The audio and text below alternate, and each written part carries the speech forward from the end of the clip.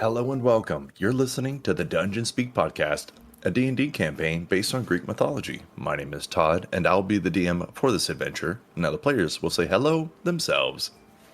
Hello, I'm Macy, and I will be playing Aldora. Yo, what up? I'm Demetrius, and I play Kyriaki. Hey guys, I'm Becca, and I play Malachi.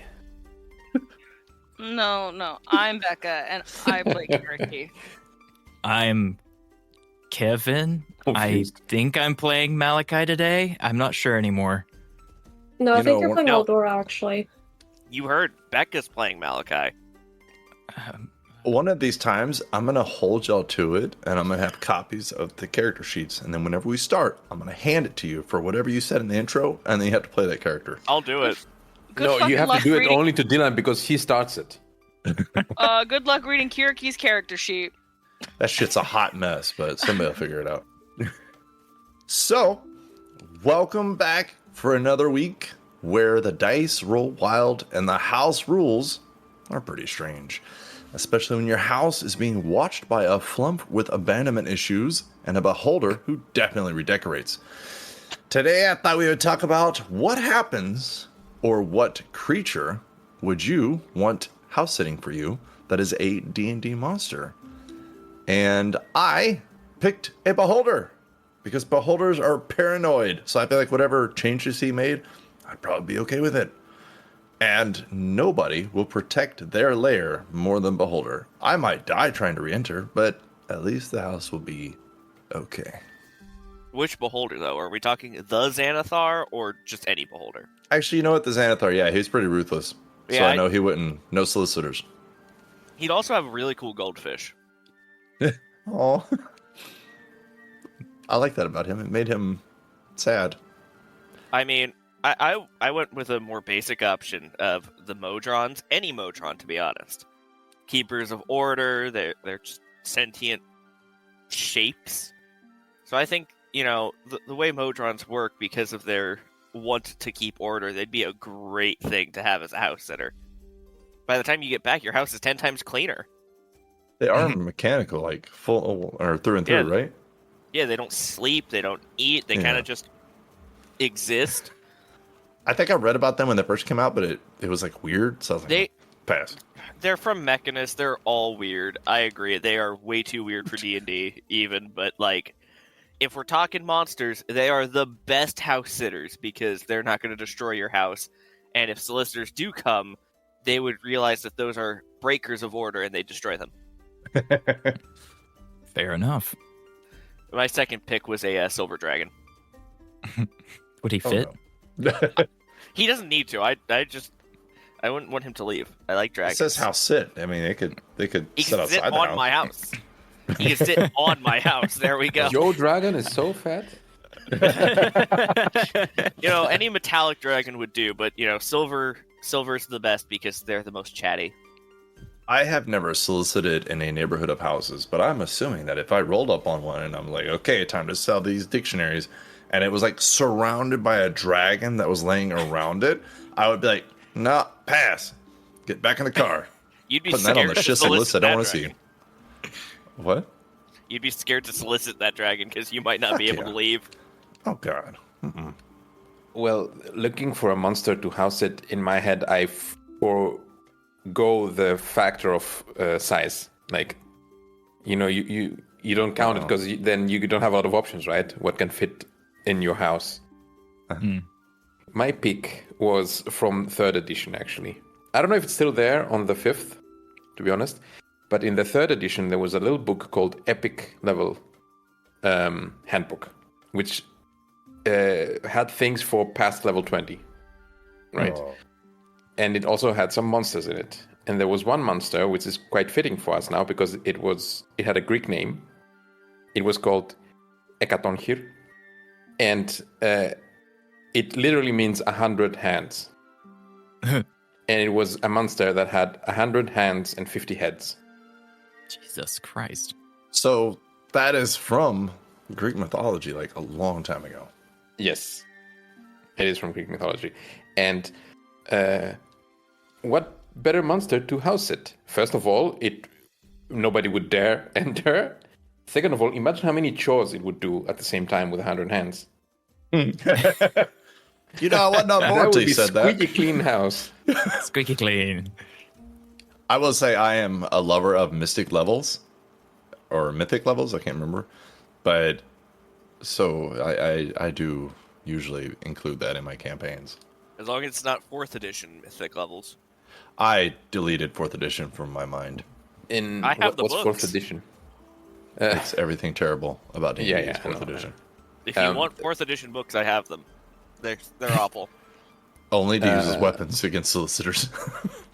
3rd edition was wild. Like an epic level athletics check would make you swim up a waterfall. Like it had wild things like that. It is You awesome. became gods by the end of mythic levels. It was That's actually what not you it should was be. swimming actually. I went a little, I don't know if it's interesting, but I decided if I was going to have a house sitter, I'd want them to be both cool and useful, and also just kind of smart. I think I just want something with intelligence watching out for my place. I decided on a gynosphinx, or just a sphinx, depending on where you read. I was But, so worried you were about to say a mind flayer. No. But like a gynosphinx. So I'm imagining I found this guy in the wild. He asked me some questions, some riddles. I answered them, and he's like, "What's your wish?" And I'm like, "Yeah, I don't know. How you could house sit for me, I guess." And he was like, "Well, shit, okay." But yeah, these guys, they're pretty cool. They can cast Mage Hand, Prestidigitation. They'll keep my place nice and clean. They can cast like Detect Magic and Shield in case, something nefarious goes on. Banishment, Remove Curse. Dude, they got this place on lock. And not to mention, they're literally a lion with wings. So like, who's really going to walk in on that and say, yeah, I'm going to fuck with this today? You had me at lion, but add wings and it's like a super no. Yeah, right? Plus, they can just, like, teleport if they want to. So if, something goes messed up, he can just zip out of there, come get me, and be like, hey, man, your house, it kind of burned down. And that's that. It was the wildest shit. A red dragon showed up and burned your house down. Yeah, he's like, some guy knocked on the door, and I asked him the riddles, and he actually got them. So now your TV's gone. Sorry, bro. Like that. I mean, it's sad, but I like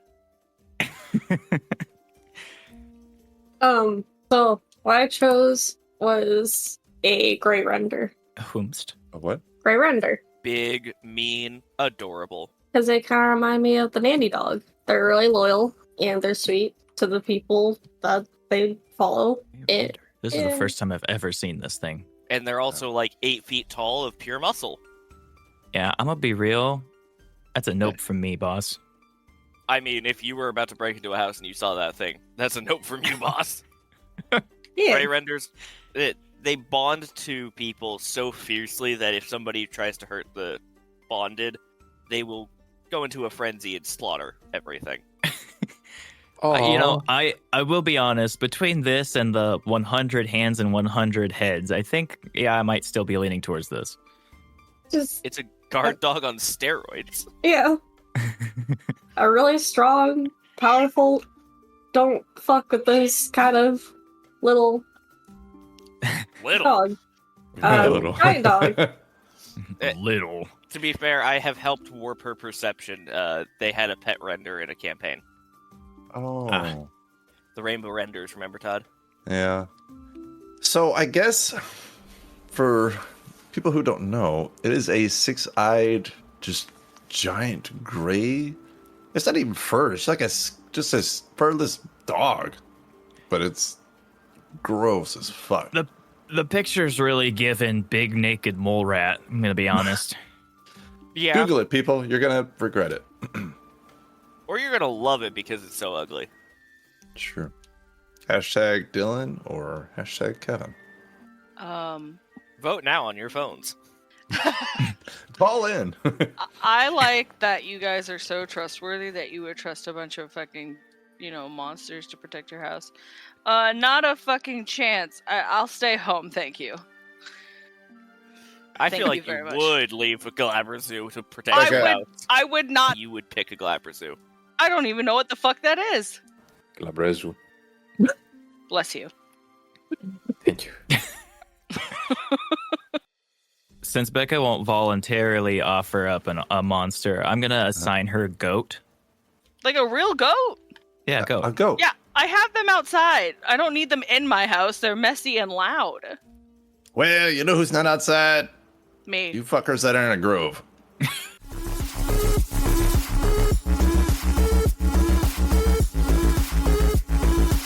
Hello, my name is Kevin, and you are listening to the Dungeon Speak podcast.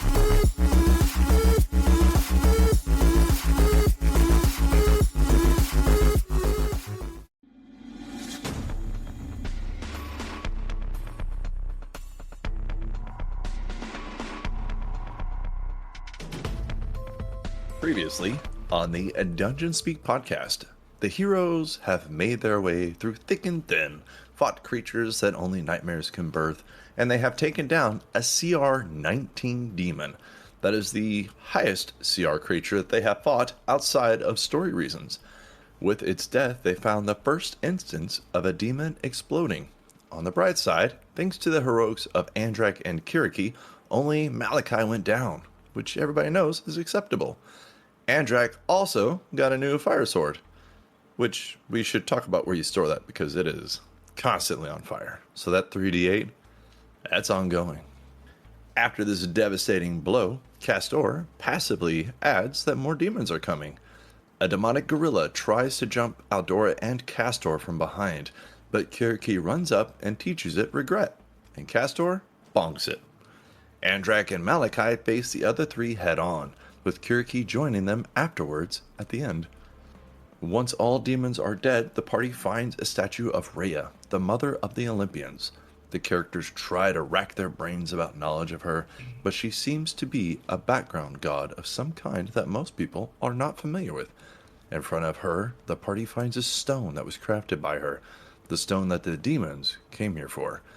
The party then takes a break in the room with the meter statue. Castor sits with the stone for a while before he offers it up to Kyriaki, and eventually it goes into the hands of Aldora. The party then sets off to the left turn part of the grove. They went down a passage previously passed, a left turn, a left turn, a left turn, a left turn. Some turns later, they fought a demonic bull and gorilla. Then Andrak came around a corner to see a 90-foot-long hallway. At the end was a chest. Sitting on the chest was a bright light. He can just barely see it. There was a human figure inside the light. He felt drawn to it and could feel nothing but beauty coming from the light. The figure then made a gesture over the lock, and the lock fell off and onto the ground. Then the light faded, the figure along with it. You guys now find yourselves on that corner, 90 feet down the hallway, looking at this chest, beautifully decorated. It looks like a wood of some kind, although it won't feel like it if you touch it or knock on it. And it has a lot of engravings on it. It's very rosy decorated. There's roses all over it. And it smells nice too. What would you like to do? So the figure of light. Yeah.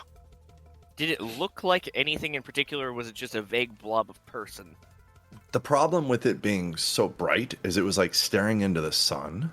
And you know how you stare into the sun for a while? Because I know pretty much everybody does this as a kid, so I'm just going to assume everybody has. I mean, praise the sun, you know. Sure. But you know how you can see like the little blue disc whenever you look at the sun too long? Oh, yeah, the Yeah. whatchamacallit, the Slara burn. Sure, why not? So it was like that. You could see the figure in there, but it was so bright that you couldn't directly look at it. And if you were closer, I don't know, 60 feet, and you look directly at it, it could actually permanently blind you. Oh my god. Yeah, I'm not really interested in getting punched from the sky again, so I'm gonna hang back here while someone else looks at this chest. Does it have any identifiable symbols on the chest? Besides rosiness? No.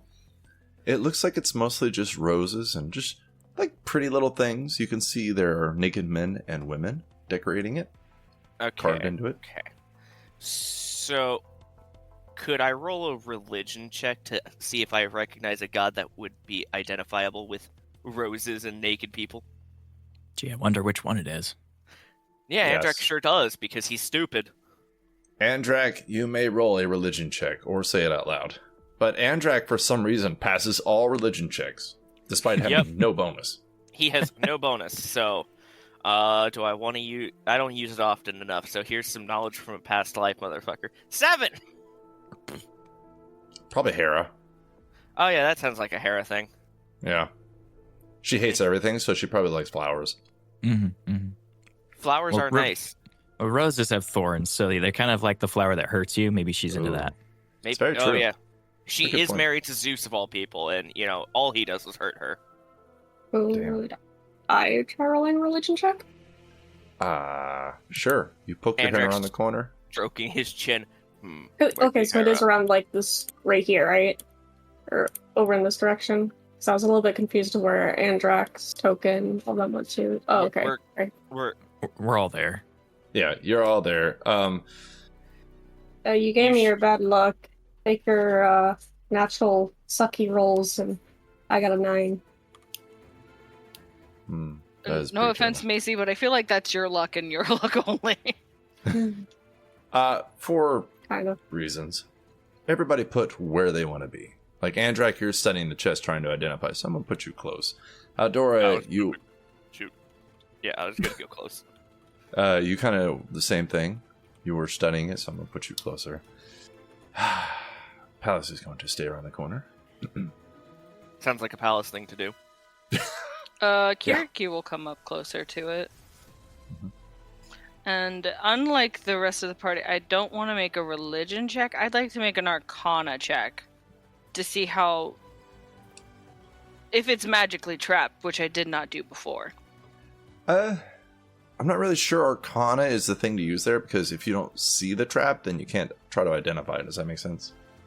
So I should investigate. Yeah. Or Or somebody perceive. can perceive. Because I know you're not the best perception person, so you could have like Castor or Adora. You could be like, "Hey, do y'all see anything?" And if they do, you can look at it and be like, "I want to Arcana that spray wanna bottle Arcana- of poison." I want to arcana that motherfucker. I can help with that. Okay. Can anyone see if there's a trap to it? I can see how maybe dispel it a little, but I don't know if it's there. Todd, I rolled a 20 perception. A 20 Damn. perception from 25 Total. feet away. You see no traps. I want to move closer and look again. All right. Okay, guys. You creep Sorry a little if bit closer. this messes up. I will go 10 feet away from the chest. All right. You see the lock on the ground, beckoning somebody to open it. Should I roll perception again? You can roll that, or investigation, or you can try to do a backflip. It's up to you. Oh shit, I here it roll. goes. Ooh, can I do a Backflip backflip? it is. No. 12 perception. What the heck? That's Ow. 26 backflip. Knew it.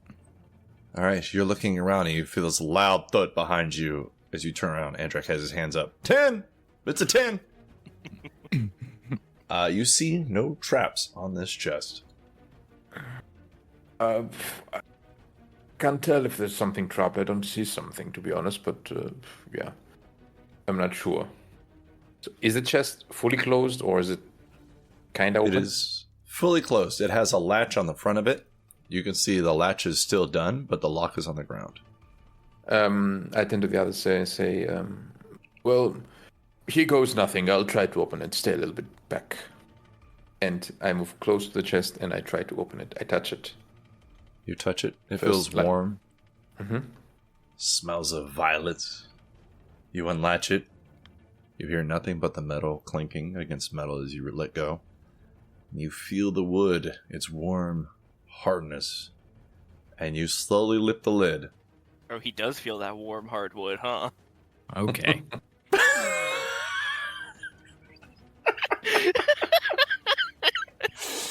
I'm sorry, the way you were That got me. describing it. I'm Todd. sorry. You open it. Nothing happens. Nothing comes up or out. And what do I see inside?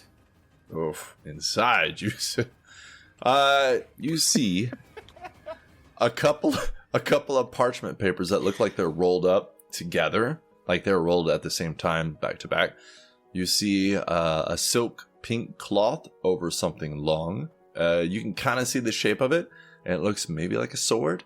You see a golden sash that has like hearts decorating it and pink little diamonds. You see what looks like a jeweler's kit or some tools of some kind. You look like it's for making bracelets and necklaces, like she was making her own shit.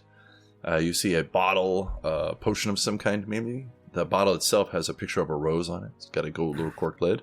You see a rose, speaking of roses, and you can feel magic radiating off of it. It obviously is not a normal rose. You see a pink veil that's decorated in like rose petal patterns. And you also see... so you have to scoot these around as you look at the other things. But you see roughly 30 gems. One of them is huge. Like, it's a diamond bigger than your fist. And it's like a blue-white pink color. And, like, it's a diamond worth thousands of gold. Do all these items make me think of a specific god or goddess? Is it like, for example, Aphrodite? Are you proficient in religion? Am I proficient in religion? Yes, I am. I'm going to say you can recognize that this is all looking like stuff Aphrodite had and collected. I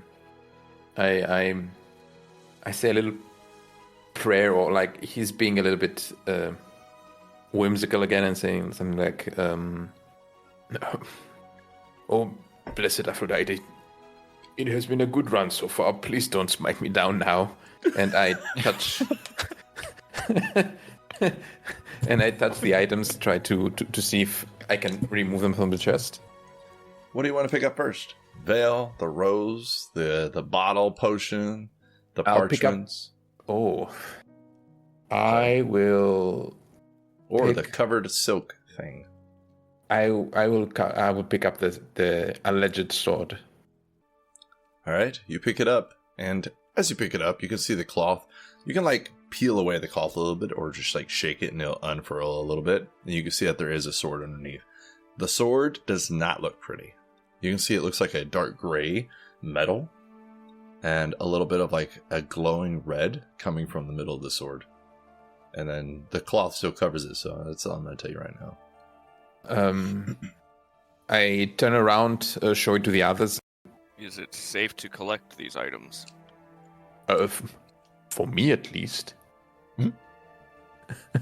And I take it with me, like, holding it ceremoniously, and like I have my hands facing up, and the sword on them, and just ceremoniously bring it back to the others.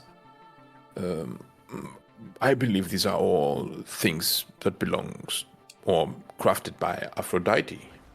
And I put my arms out, like inviting someone to pick it up if they want. I mean, Andrak's in the front. I guess he'll take the sword. Do you Castor? uncover it? Yeah. All right. So when you uncover it, the end of the hilt, the pommel, if you will, looks like the plume. Wait, is it plume or plume? Plume. Plume. It looks like the plume of a helmet. It's got like the feather look that descends. Then the handle is wrapped in like a strap leather. And the hilt itself looks like wings. And you can see a man's face. He has a beard, hair, and he's got like a furrowed brow that is in between these wings. And then the blade itself is like a long, dark gray metal. And there's like a cracking red line going down the middle of the sword in between the blade. And it is kind of glowing a little bit. What kind of sword is this? It would be considered a long sword. Now, if you want to know what it does, you can ask Kyriaki to take a look at it. Andrak would, after looking at the blade, does it look like a blade that may perhaps belong or have a symbolism revolving around a mad war god? You know what? Make a religion check. Natural boy. 20. Yes, it is. All right, let's find out. That's a 2. Obviously, this is Rip. Hermes. And I also Yeah. roll a religion for it. Yeah, you can. God, Andrak is not rolling good on anything but backflips today. 18.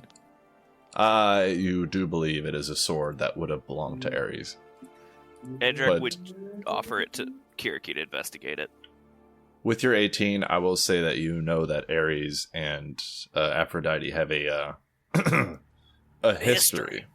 So it's easy to believe that he would give her something to protect herself. Although she doesn't really seem like a sword wielder, so that's maybe the confusing part.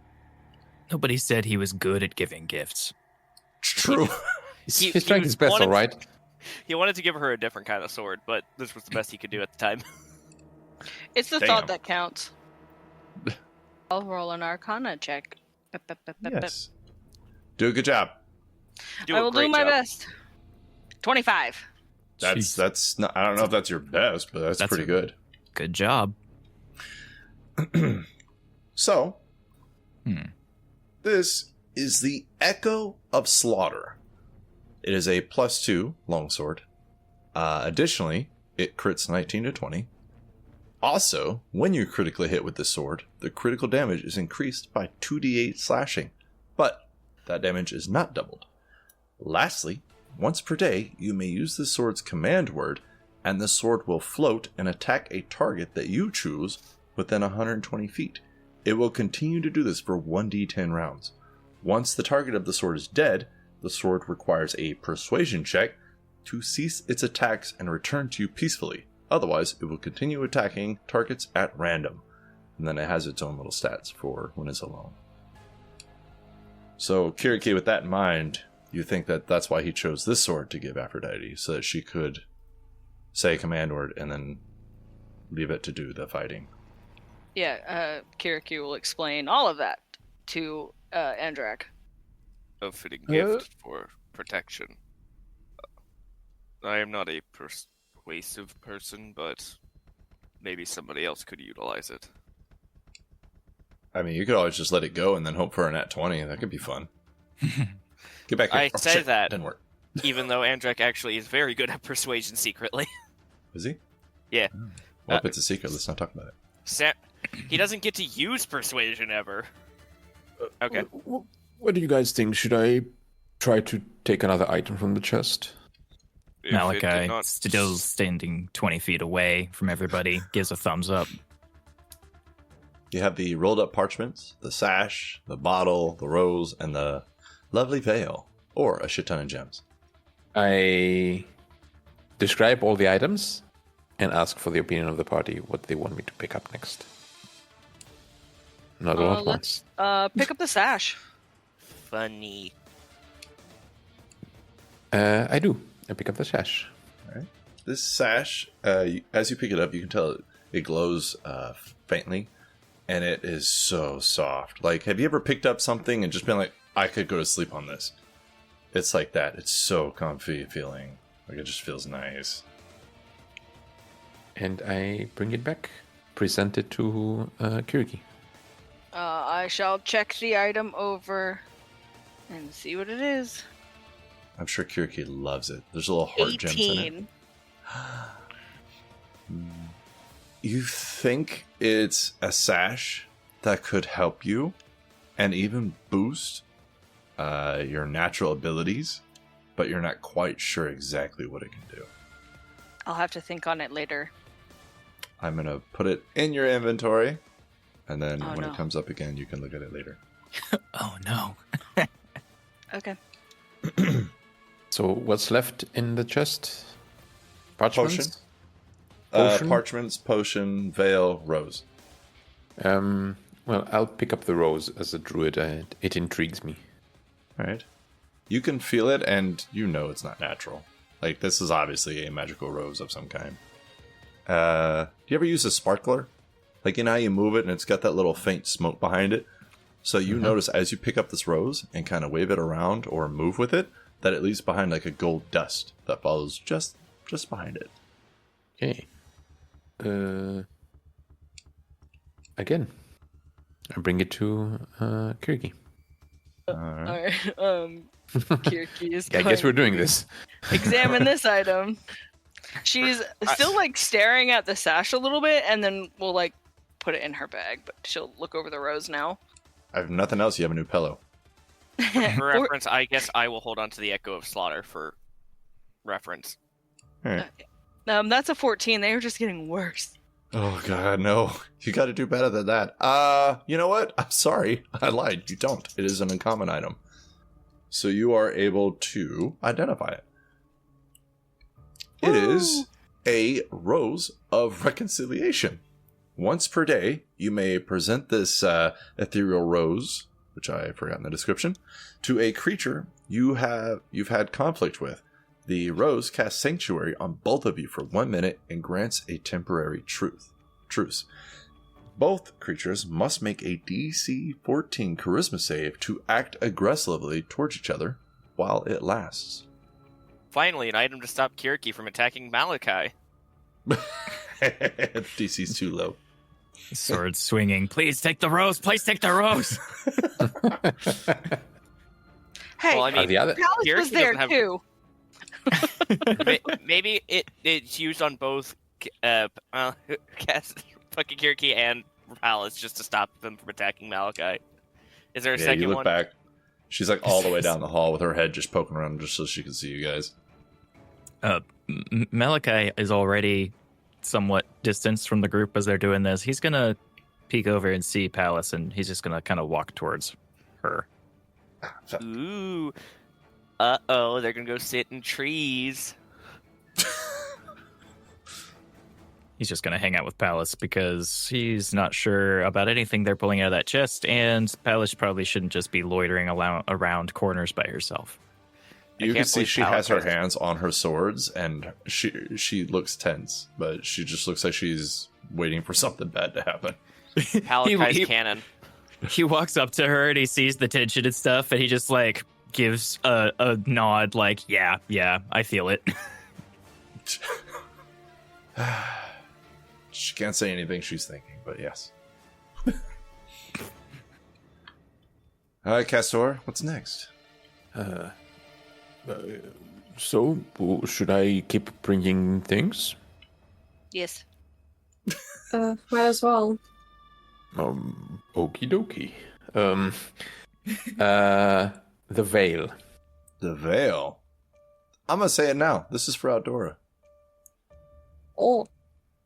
All right, Kyriaki, try to identify DC 15. Stop going down. Go back up. Oh no! That's a natural 1. Kyriaki, this is a wedding I veil give that you he's trying to my hand inspiration. I was gonna say I have inspiration too. I you. She also has have- inspiration. I also have inspiration. I'll use it myself. Don't you feel sorry for her? Fuck that. She's got like 8. I only have 2. It's fine. Only had 2. You guys got to remember they stack. So that's a natural 20 for a 28. What the fuck, Becca? Well, there you You're go, welcome. folks. All right, this is a veil of the Roseborn. This delicate pink veil shimmers with rose petal patterns. While wearing it, you gain advantage on persuasion checks. As an action, you may cast Calm Emotions once per long rest. If you kiss someone while wearing this veil, they must succeed a DC 15 Wisdom saving throw or be charmed by you for 1 minute. Now, I think it would be funny for Kyriaki to wear this pink, rose-covered veil, but I feel like that's never going to happen. And if it does, I want art. I think it's funnier for Malachi to wear that. Yeah, Put you it know, on it kind of goes Castor. with this it aesthetic would these be days. I generally think that it'll go. I think Outdoor should have it. Oh, yeah. It would be funnier with Kyriaki though. It would, but Kyriaki's persuasion is not good, so even with advantage, it probably won't go well. Sure. Should give it to whoever's going to use the sword. Oh shit. Andrak? Yeah, that shit that requires attunement. I don't want it. Big plate armor guy, pink veil. Toxic masculinity is dead. My character in SWOTOR I call the Pink Crusader because he wears pink armor. So I love that. There you go. and his title is officially the Crusader, so that's even funnier. All right. Who do you want to have for now, at least? I think you should go to Eldora. Yeah. Yeah, I'll take it. All right. So So you'd that have would to swap be something 3. out. If you wanted to use it. And you could just hold on to it for now, just not use it yet. Also, that is an option. And then just whenever you guys go into town, then you can put it on. I'll hold on to it. I think it would be useful. To be honest, my charisma is god awful though. So Your charisma is great. What are you talking about? I My still think you should charisma's go 10. to Malachi or Kyriaki, just because the idea of Kyriaki biting somebody and then kissing them passionately would be funny. Kiss of death. She goes, ah! Mwah. Oof. That's a fatality. Some people are into it. All right, Castor. Gems. Jeweler's kit. Bottle. Parchments. Let's take the parchments. All right. You see 2 of them rolled up. Do you unroll them? I know it always sounds like I'm trying to trap you, but it's not always true. Yeah, but this time it is. It's No. mostly true. I hand them over rolled up to Kyriaki. I'm just the carrier here. So I will choose the potion. I will pick it up and hand it very carefully to Kyriaki. All right, I will look it up. I will look it over. I said look it up. I will look it over. I'll look it up. She pulls Let out her me Google it. smartphone. Another Google natural it. 20 for a 28. Wow. Wow, a natural 20. That's really great. Wow. So fluid. So normal. Yeah. I'm always so excited when you guys win. That's not true. I don't know. So this is a perfume of passion's bloom. It has 3 charges. As an action, you may apply it to yourself. For 1 hour, you gain advantage on charisma checks to seduce, charm, or deceive. Which means it could go to Malachi and he will smell like flowers. Again. Again. Okay. Kyriaki calls out, Malachi, we got you a funny perfume.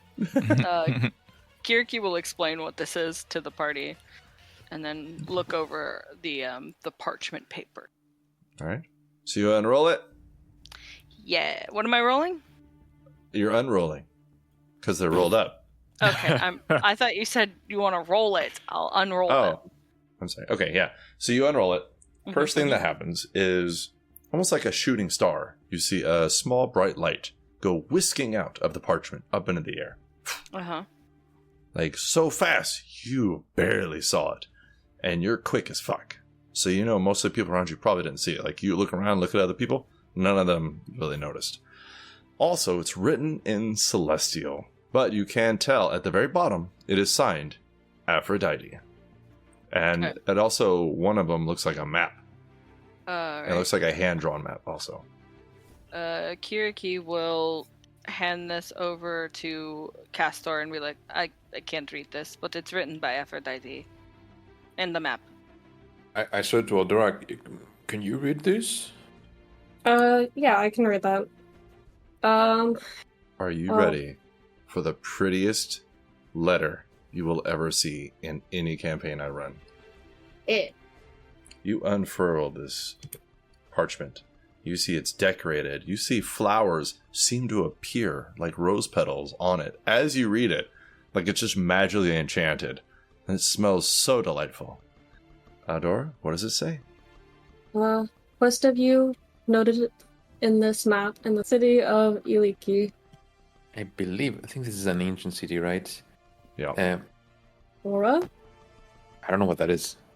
Oh, That's all good. Keep going. You got it. It holds many secrets and blessings from the god Poseidon. The states. ah. It's das. I see what you are doing there. You're good. Keep going. They're confusing my brain. It has been taken over by demons. Bajo. Gather to burn what secrets you can. I will preserve anything you possibly can. Shizo, in 5 days from now, Ares will descend on the city and destroy it completely. Del Amor. Safe journeys, my loves, Aphrodite. As soon as she gets done reading it, you feel a wave radiate from this parchment around all of you, and you feel something take you over. But it has no immediate effects. It appeared Demetrius speaks Spanish. This is why I stood 100 feet away from everybody. I'm not getting caught in that love bullshit. Google does. Oh, you son of a bitch. Wait, hold on. Let me Google. I mean, he actually, he said it right there. Oh, wait. Yeah. Fuck! It's what I wrote. All right. Well, that cat's out of the bag. Demetrius, what did it say? There is a hidden sentence in the letter saying, Ahora estás bajo el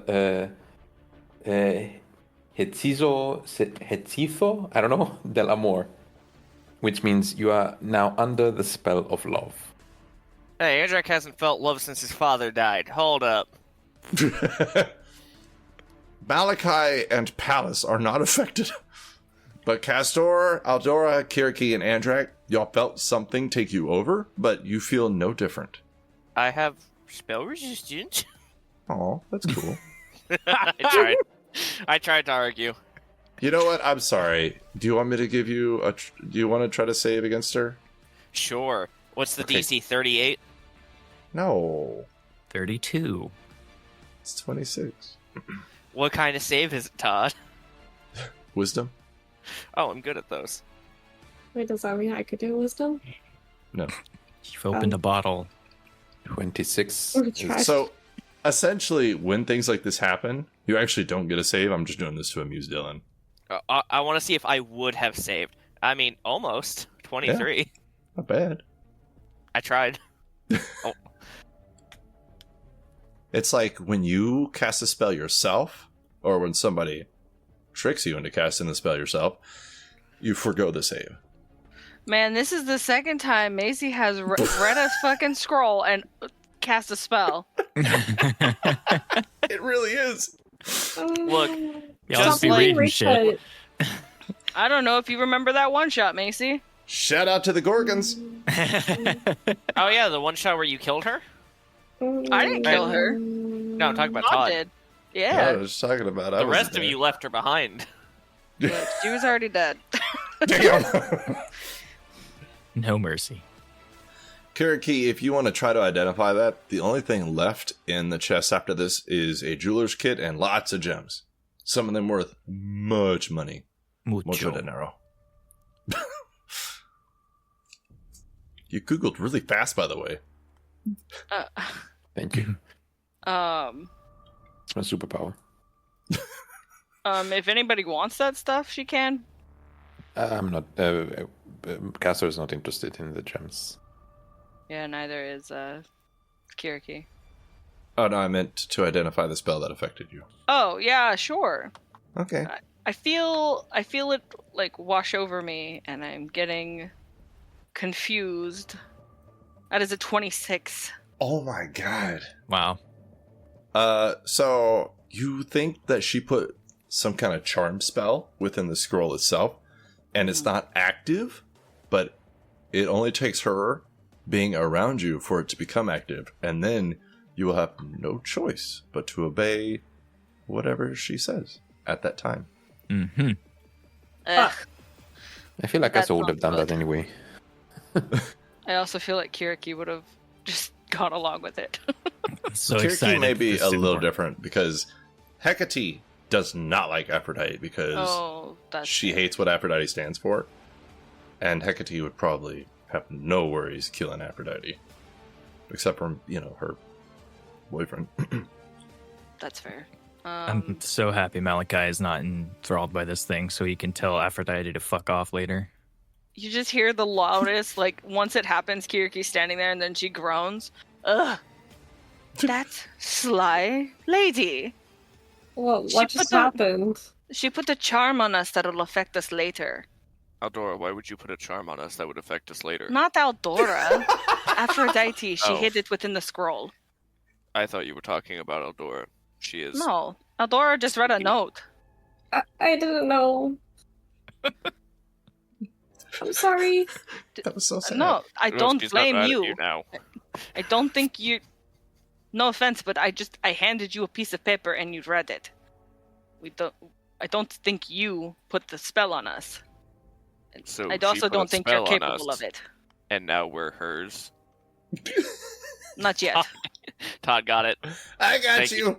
Oh, I did got not it like the too. I sequel. ignored you. But no, it won't take effect yet. I see. Am I just becoming a walking arsenal over here? It's not our fault you keep picking up swords. Yeah, so what are you doing with that one that's on fire? Because you're not That's resistant fast. to fire. He's holding it in his hand like a torch. It's in his ass. Damn. He's clenched it between his cheeks. Was said so matter of factly. He's It's gonna- in his ass. All right, let's get this down. He's gonna pick up the Zeus spears and put one between each finger on one hand. Pick up his greatsword, bite down on the Echo of Slaughter, and then between his cheeks clench the fire sword, 20 Oh, weapon no. style, and he just starts spinning. There you go, Todd. didn't Is that like what you that. wanted? Until we got to the end. No, I like it. It's funny. He just has 3 spears, a pick, a fire sword in one hand, his greatsword over his shoulder, and now he has a new sword that he just puts on his belt with his other sword. The only problem with that is that if you ever try to sneak, you will be completely obvious because you give off light. And I'm then, going to need a sheath for this.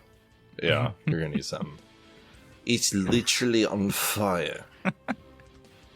Anywho, what do y'all want to do?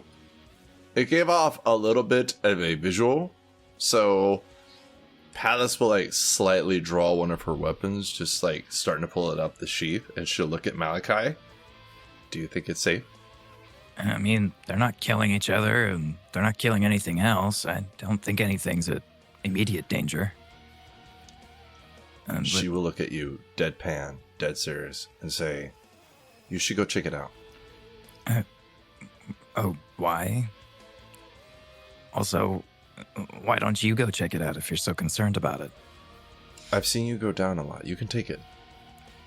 And Andrak starts approaching them rapidly. No, hold on. I just need to know because I'm curious about this.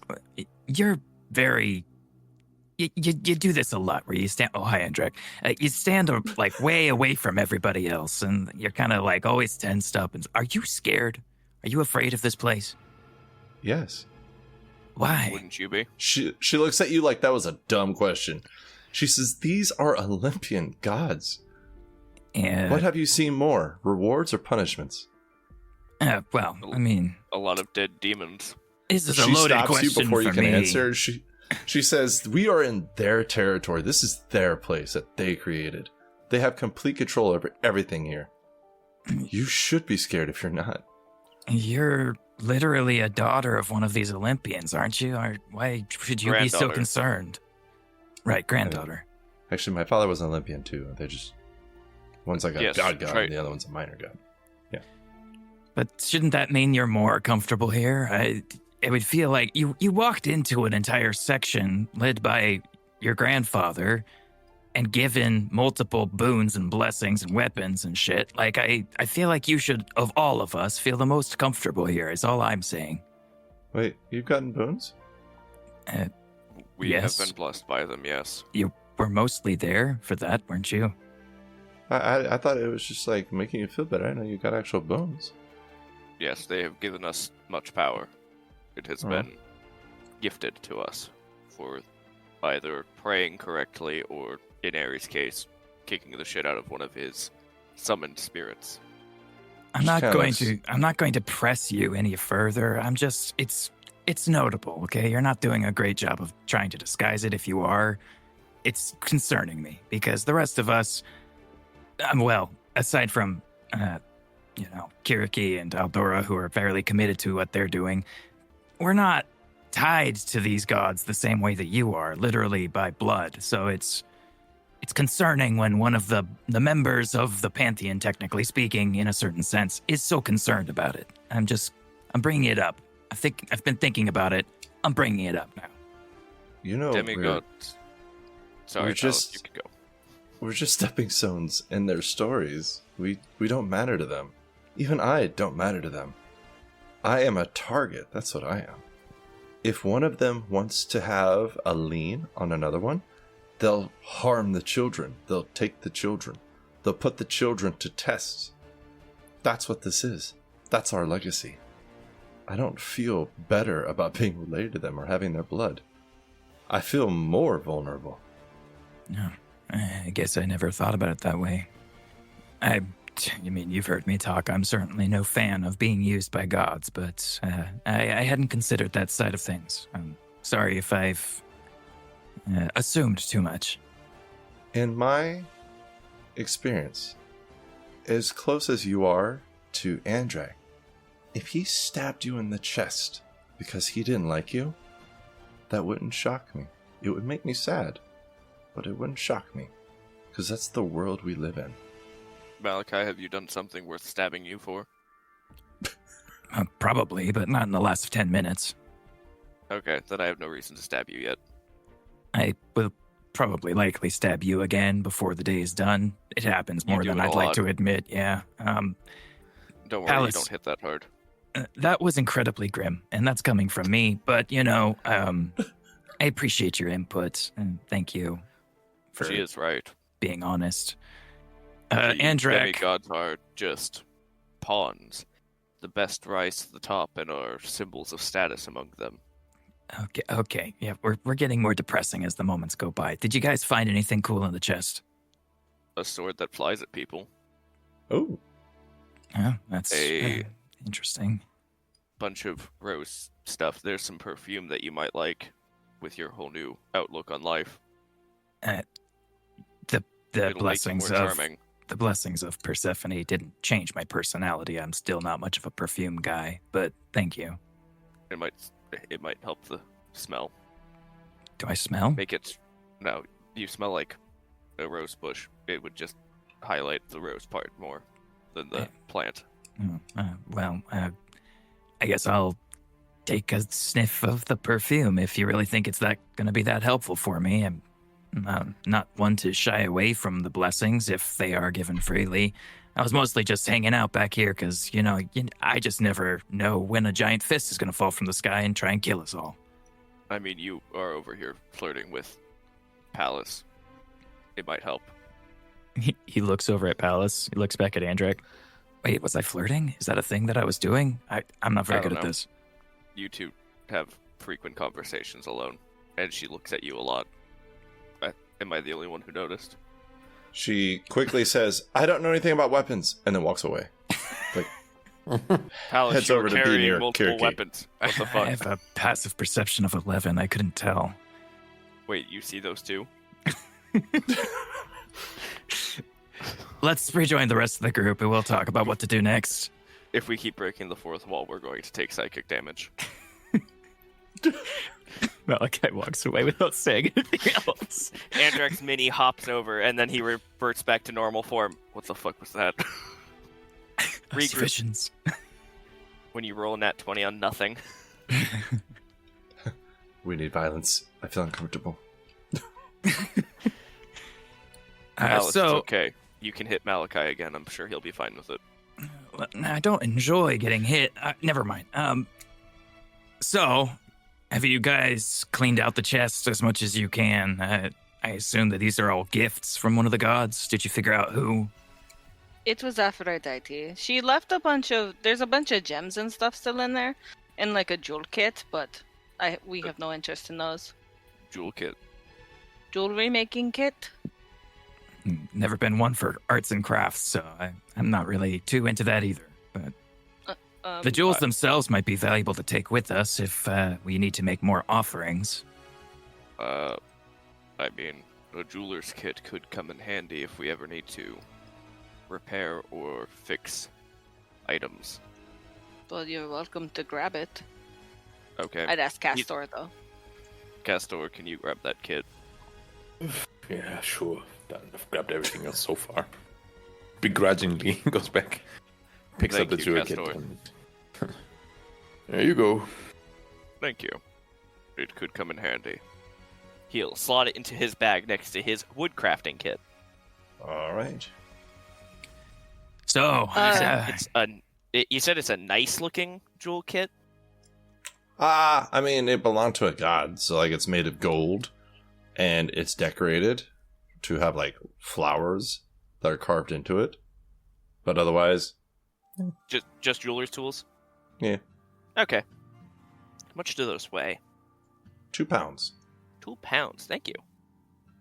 I keep track of my weight. I was about to look it up. Thank you. Kyriaki will stand up, and she'll take the bottle of perfume and she'll hand it to Malachi, and she'll explain to him what it is. well, I mean, I'm not sure I'm going to be doing any seducing, charming, maybe deceiving, but I guess it's good to know. And Andrak said that it'd be best for you. That's what. he looks over at Andrak. Do I paint you as a very charming person? Andrak gives you a thumbs up, and that is all he says. Okay, well, I'm just gonna let that roll into a compliment, and yeah, I'll hang on to this. Thank you. He says having the highest charisma in the party of like 25. 24, but yeah. Warpix only weigh 2. That's crazy. Oh, I just out of curiosity was looking at Palace's charisma to see if she'd be good. Now I see why she's awkward. Is it because she has like a charisma of 10? Yeah. She's like, persuade. Samesies. Gimme. I have a sword. Can I have that? I think all of the girls in the party have a charisma of 10.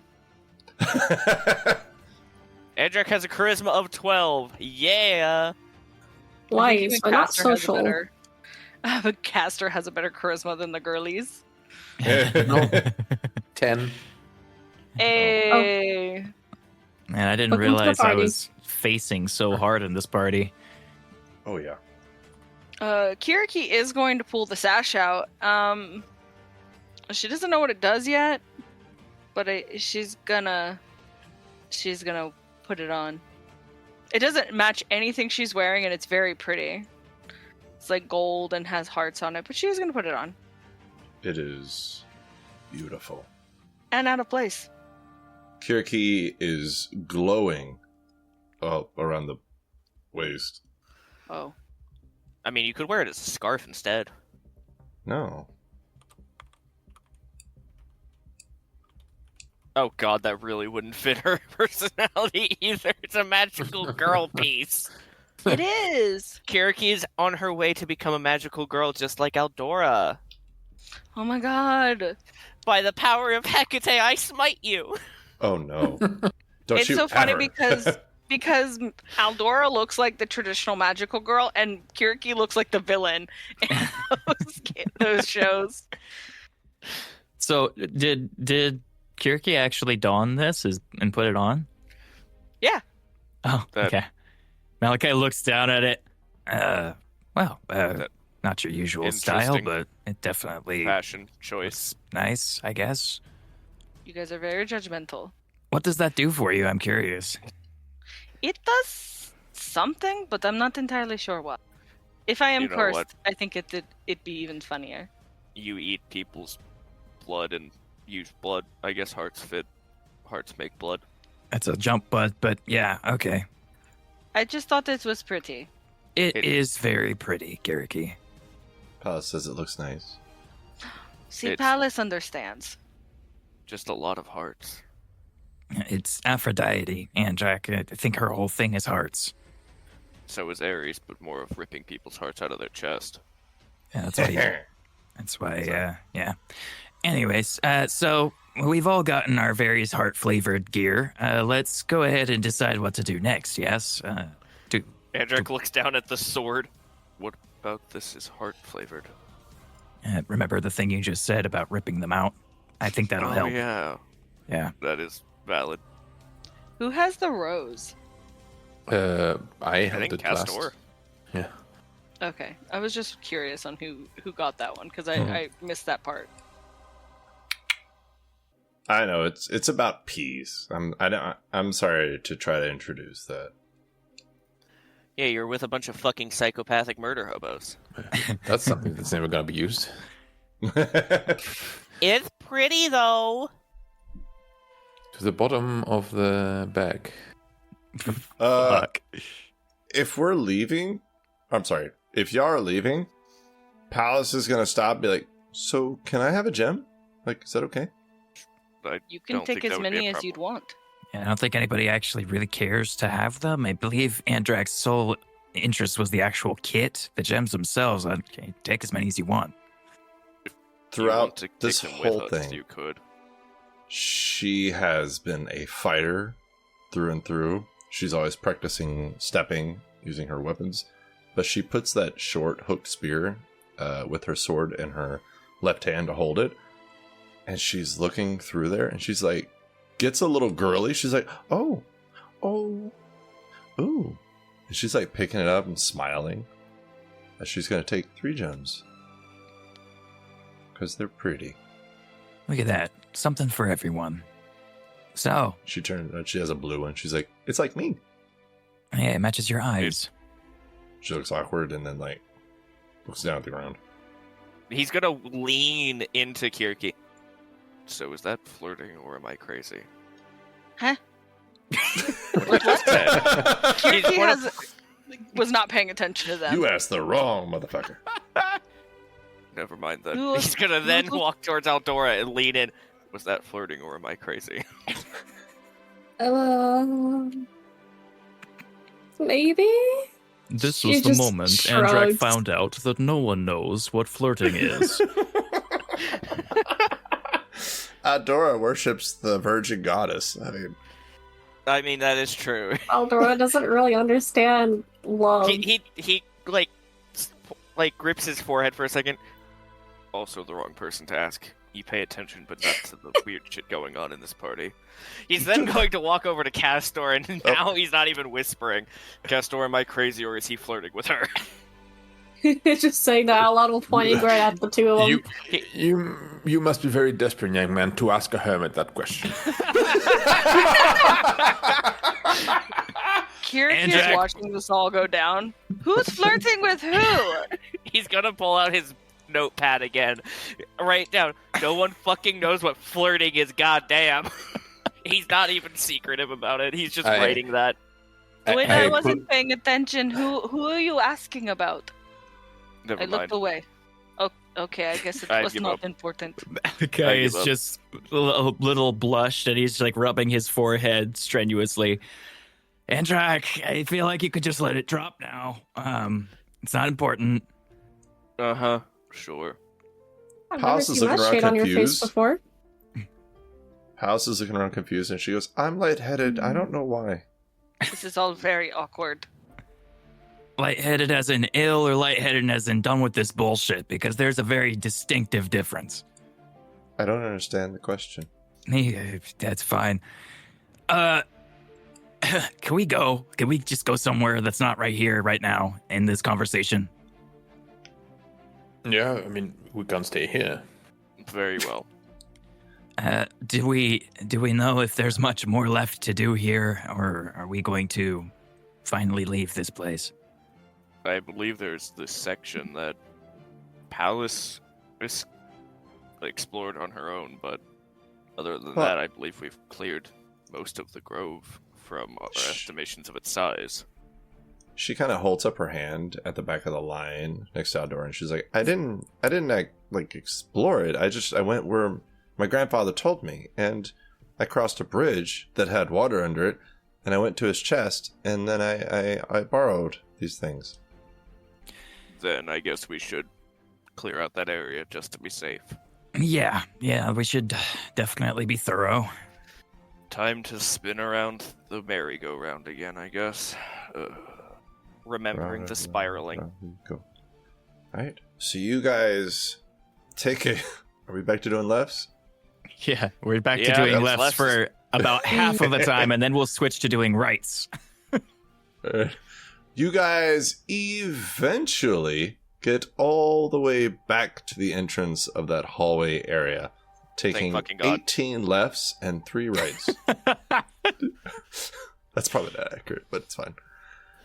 From there, you can go around the outside, which would take you directly all the way down to the Demeter statue, which would put you just left of the area unexplored.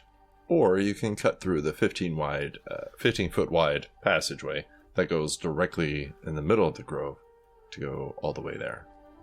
But if you go that way, I will warn you, that puts you more towards the music area that hasn't really been dealt with, just avoided. Mm-hmm. But with the crumpled statue of Apollo, yeah. I think I was just gonna say, as they're walking in that general direction down one of these hallways, Malachi would probably be like, we should probably not go towards the harps again. Got a lot of experience I was going to say that. Yeah, that was not a good time. I say we go this way. Palace, do you point. remember if there was another way into that space that wasn't through that area? So when I went, it was like a cross intersection. There was a left, there was an ahead, there's where it came from. There was like a little hallway to the left as I was going in there. But it was actually really close to the music room, so I didn't go very far. Okay. And I couldn't hear anything, except for the beautiful sound of the ocean. Right. I suggest we go down that way we went for the Demeter statue. He'll point to the left of the maze, the left as they're exiting that hallway. Are we passing down the God, how do I describe this? Are we passing down the hallway that leads more towards the Ares statue, or the other one that is adjacent to it, more towards the Demeter statue? More towards the Demeter statue. Okay. Because that's where we first found it, but then we went all the way around to sneak up on the silly little guys. So yeah, looking down, coming down the hallway, it would be a right turn, and then another left to go the backside, right? The outskirts of the wall. The very edge of the wall. Gotcha. Yeah, okay, we can try around there. Just be careful. I mean, if we start hearing singing or music, everybody should probably stop dead in their tracks and not go any further. We can make more earplugs with the paper. Yeah, fair enough. That seemed to help, at least. You creep, and you creep, and you walk, and you walk. Along the outside of the grove, you make your way all the way down, back to the area of Demeter. Now, you can take a right and go into her room right there. Or you can go 15 feet more and go into the hallway from where you got from behind those creatures, and that will lead you to the hallway that goes left towards the harps. Or you can go straight and keep going straight towards the area you have not been on the outside of the grove. Straight yonder, Captain. See if we can find an entrance down yonder. Yonder, You verily. creep, and you creep, and you creep. Oh, look, what a fucking surprise. A left turn. As Don't you love know, them. you all like the left turns. But as you round the corner, you see 2 things standing there staring at you. Oh, shit. One of the four-armed creatures with hair going down its back and shoulders, and a bull. And it looks like the four-armed creature was trying to push the bull to the side, but they both stop and stare as Andrak and Kyriaki round the corner, with Castor and Malachi behind them, and then behind those, Aldora and Pallas. Would you please all roll for initiative? Oh boy. We're doing good, Macy. And on the other side of things, Yeah, right. I just realized your roll. Yeah, Yeah. Man, this is you guys are awkward. doing we're great. thriving. Yeah, You're vibing, you're House did thriving, good. you're jiving. this actually works out well. It's fine. The four-armed Yeah. creature did good. Oh, well, fuck him. The bull did good. They both actually rolled the same exact number. It's just the bull has no modifier. Well, I'm sorry, he has a +1. And the four-armed creature has a real modifier. So let me just add their names real quick. A bullshit will be your name today. That's a mean name. Why would you name him that? Was he bullied in school? I actually, for my own amusement, give them all different names every time. He was Just 'cause. bullied in school, wasn't he? I like that. And Harry. Ah, yes, bullshit and Harry. Well, I can't use their real names until you know what they are, so I just have to give them nicknames. I'm pretty sure I've said the bull's name before, but that's just because it's simply abyssal. Like, it's not Like complicated. the abyssal chickens. Yeah. Yeah. Kyriaki, what did you get? Natural 20 for a 25. Wow, everybody's sitting here talking shit about their rolls, and then she just busts out with that shit just calmly. Andrak, how'd you do? 16. Nice. Oh. Okay. Malachi, how did you do? I've got a natural 1 for a 5. Damn. Yeah, Dora, good news. You won't be going last. How'd you do? Huh? Excuse you. I got a nat 1 for a 2. Are you fucking kidding me? I don't even believe this. no. I got luck with my own You eyes. spoke too soon, Todd. Oh, no. I was like, what? No, I am so sorry. You spoke too You're goddamn keeping that in there now. Damn, Never that's rough. challenge Eldora to roll the lowest on an initiative. You know what? You're right. I apologize. You forget she has a +1. Oof. Castor, how did you do? I rolled a 10 for a total of 13. And I just want to point out that Becca's last 5 rolls were 1 natural 1 and 3 natural 20s. Jesus Christ, you're absolutely right. Wow. And she had an 18 in there as well. Turn the bot off, Becca. Becca, I need a screenshot of your taskbar right now. I'm just kidding. I don't even know where that is. Oh, that's odd. Yeah. Kyriaki. Let's see here. Kyriaki, you are at a diagonal angle from Andrak as you are both side by side. As you walk around this corner, you see this bull and his four-armed creature. They're pretty close to you. They're only 20 feet away. They were right around this corner. But behind them is just a long hallway. And then towards the end, you can see it turns off to the left. You want to run up there and tank them both? Be like, come on, bitches. Not today. Because Kyriaki finds it absolutely hilarious when the bulls charge at Andrak. So she's probably going to see if she could get it to bait again, to, like, go for him again. But, she'll go for the forearm guy. She waves Alright. as she passes by. She waves his cloak like a. Do you want to give the bull the help action, like to get him faster in the initiative? No. What are those bull people called? Centaurs? No, the people who wave the red flags at bulls. Oh, Matador? Shit. Yeah, she waves Randrak's cloak as she walks by like a matador. I mean, he is wearing a red cloak. Maybe that's why it always happens. Yeah, so, Kyriaki is gonna go, doot, and she's gonna go up to this guy in particular. Fuck this guy. And she's gonna make a couple swipes at him. Alright. First roll, The fuck? that's a 20. I was thrown off. I was like, that doesn't look like it adds up.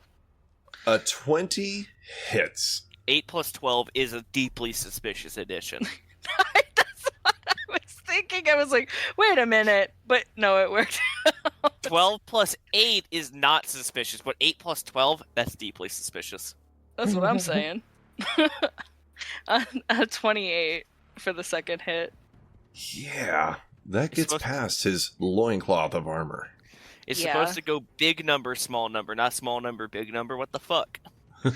That's what I'm saying. And for my bonus action, I am going to do a rendering blow against this guy.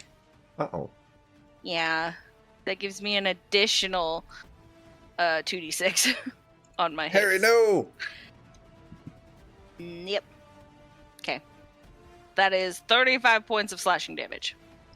Bam. And then I take 2 points of his blood and it goes into my bank of blood. Oh, that's awkward. Okay. Oh, you were low. I did. I rolled really low. Okay. Yeah, so that's it. That's the end of Kyriaki's turn. That's creepy. He watches that happen. He's like, hey, that's mine. It That's is why you Palace's bite- turn. Oh, sorry, I was gonna say that's why you bite the mosquito's back. Oh. It is Palace's turn, but she's at the back of the group. 5, 10, 15, 20, 25, 30. She could get just in front of Andrak, but still 10 feet away. She's not going to get in front of Andrak. That's stupid. She's going to get on the other side of everybody, get towards the back, with her back to the wall, so that people have room to get by, aka Malachi. And then she's going to drop her her short sword, the watery one, and she's going to use the Spear of Zeus and just huck it at... That bull's very intimidating. She's going to huck it at the four-armed one. Fuck that. I was gonna say she could easily just grab the infinite number of spears Andrak's been carrying. Well, you let her borrow one and she never gave it Yeah. back because she's selfish. I probably should get that back. I'm sorry. 24 will hit. Low damage, though. Oh. Or 10. 10 points of damage to the four-armed one. Alright. I still have the spear written on my sheet. I just know that it's not in my inventory with a little note. Nah, she's gonna give it back soon.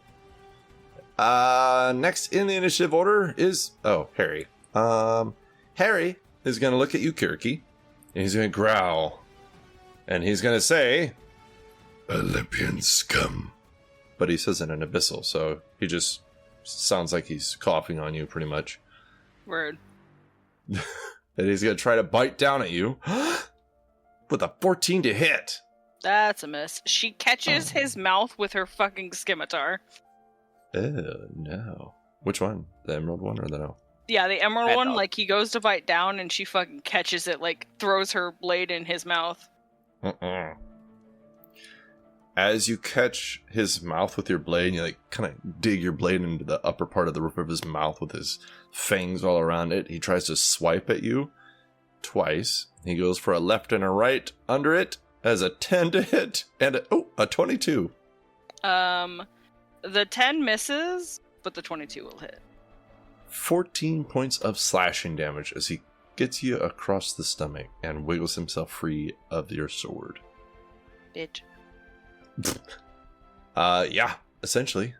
You said 14 Andrak? slashing damage? Yes, ma'am. 14. Okay. Andrak, that is the end of his turn. What would you like to do? You are, 15 feet away? You got the bull and the four-armed one. Do you want to help Kyriaki or do you want to wrestle the bull? I want to wrestle the bull. Yeah, of course you do. Get over here, bullshit. We engaged in combat without a use of fighting spirit, so I'm going to get a free use of it back, by the way. Uh-huh. And I'm going to use it immediately and attack with advantage. All 3 right. times. Is this still just 10 temporary hit point? Or wait, is it your level or is it something else? It's, I get 15 at, like, level Oh. 15, but it's not level-based, weirdly enough. Oh. So it's like I get 10 at 10, I get 5 at 5, but between 5 and 10, it's 5 until 10. It's weird, All right? I feel like It it is- should be it's level at weird. that point, yeah. But, first one's a 28 to hit. Ah, yeah. Uppercut, downward swing, coming around is a 21 to hit. Yes, sir. That'll hit this bull as he stands there, fire in his eyes. Final one is another 28 to hit. Yes, sir. That'll hit. You have 3 hits in a row. And one's a soft, funny crit. The uppercut and the downward swing is 26 points of damage total between the two, followed up by a lot more with another 23. So that's going to be 49 points of slashing damage total. And just to clarify, he did drop the fire sword in place. So if you're wondering where that is, it's in the ground currently. Next to the water lady. That's comfortable. She can just put it out. I'm sure of it. I was gonna make a joke, but it's not appropriate, so I'm just gonna keep going. Well, 'cause she's always hot and wet. Malachi is back there with her. You're welcome. Yeah. All right. What else would you like to do? With action, bonus action, and movement, that is Andrak's turn. Unfortunately, the bull cannot charge you because you're too close. I promise I won't reaction attack it if you want it to step back and charge me. I would have to get that in writing from both you and Kyriaki. It is a demon. Oh wait, that's devils. My bad. Here, I'll AOT. What do you say? It's an AOO, attack of opportunity. The bull, if it step back to charge. I think he's There you writing a go. contract. That's writing it. Yeah. There it is. Becca, do you sign this? Kyriaki is too busy dealing with being stabbed and tanking this fight on the other side, so yeah, she's not paying attention. That's fair. So this bull, unable to charge, it wants to do some cool stuff.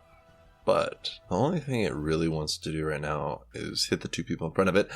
Kyriaki and Andrak, would you please make dexterity saving throws as it leans back on its haunches? You see it open its mouth. You see smoke come out of its nostrils as it breathes fire Can I use outwards. my reaction to throw that bag of sugar?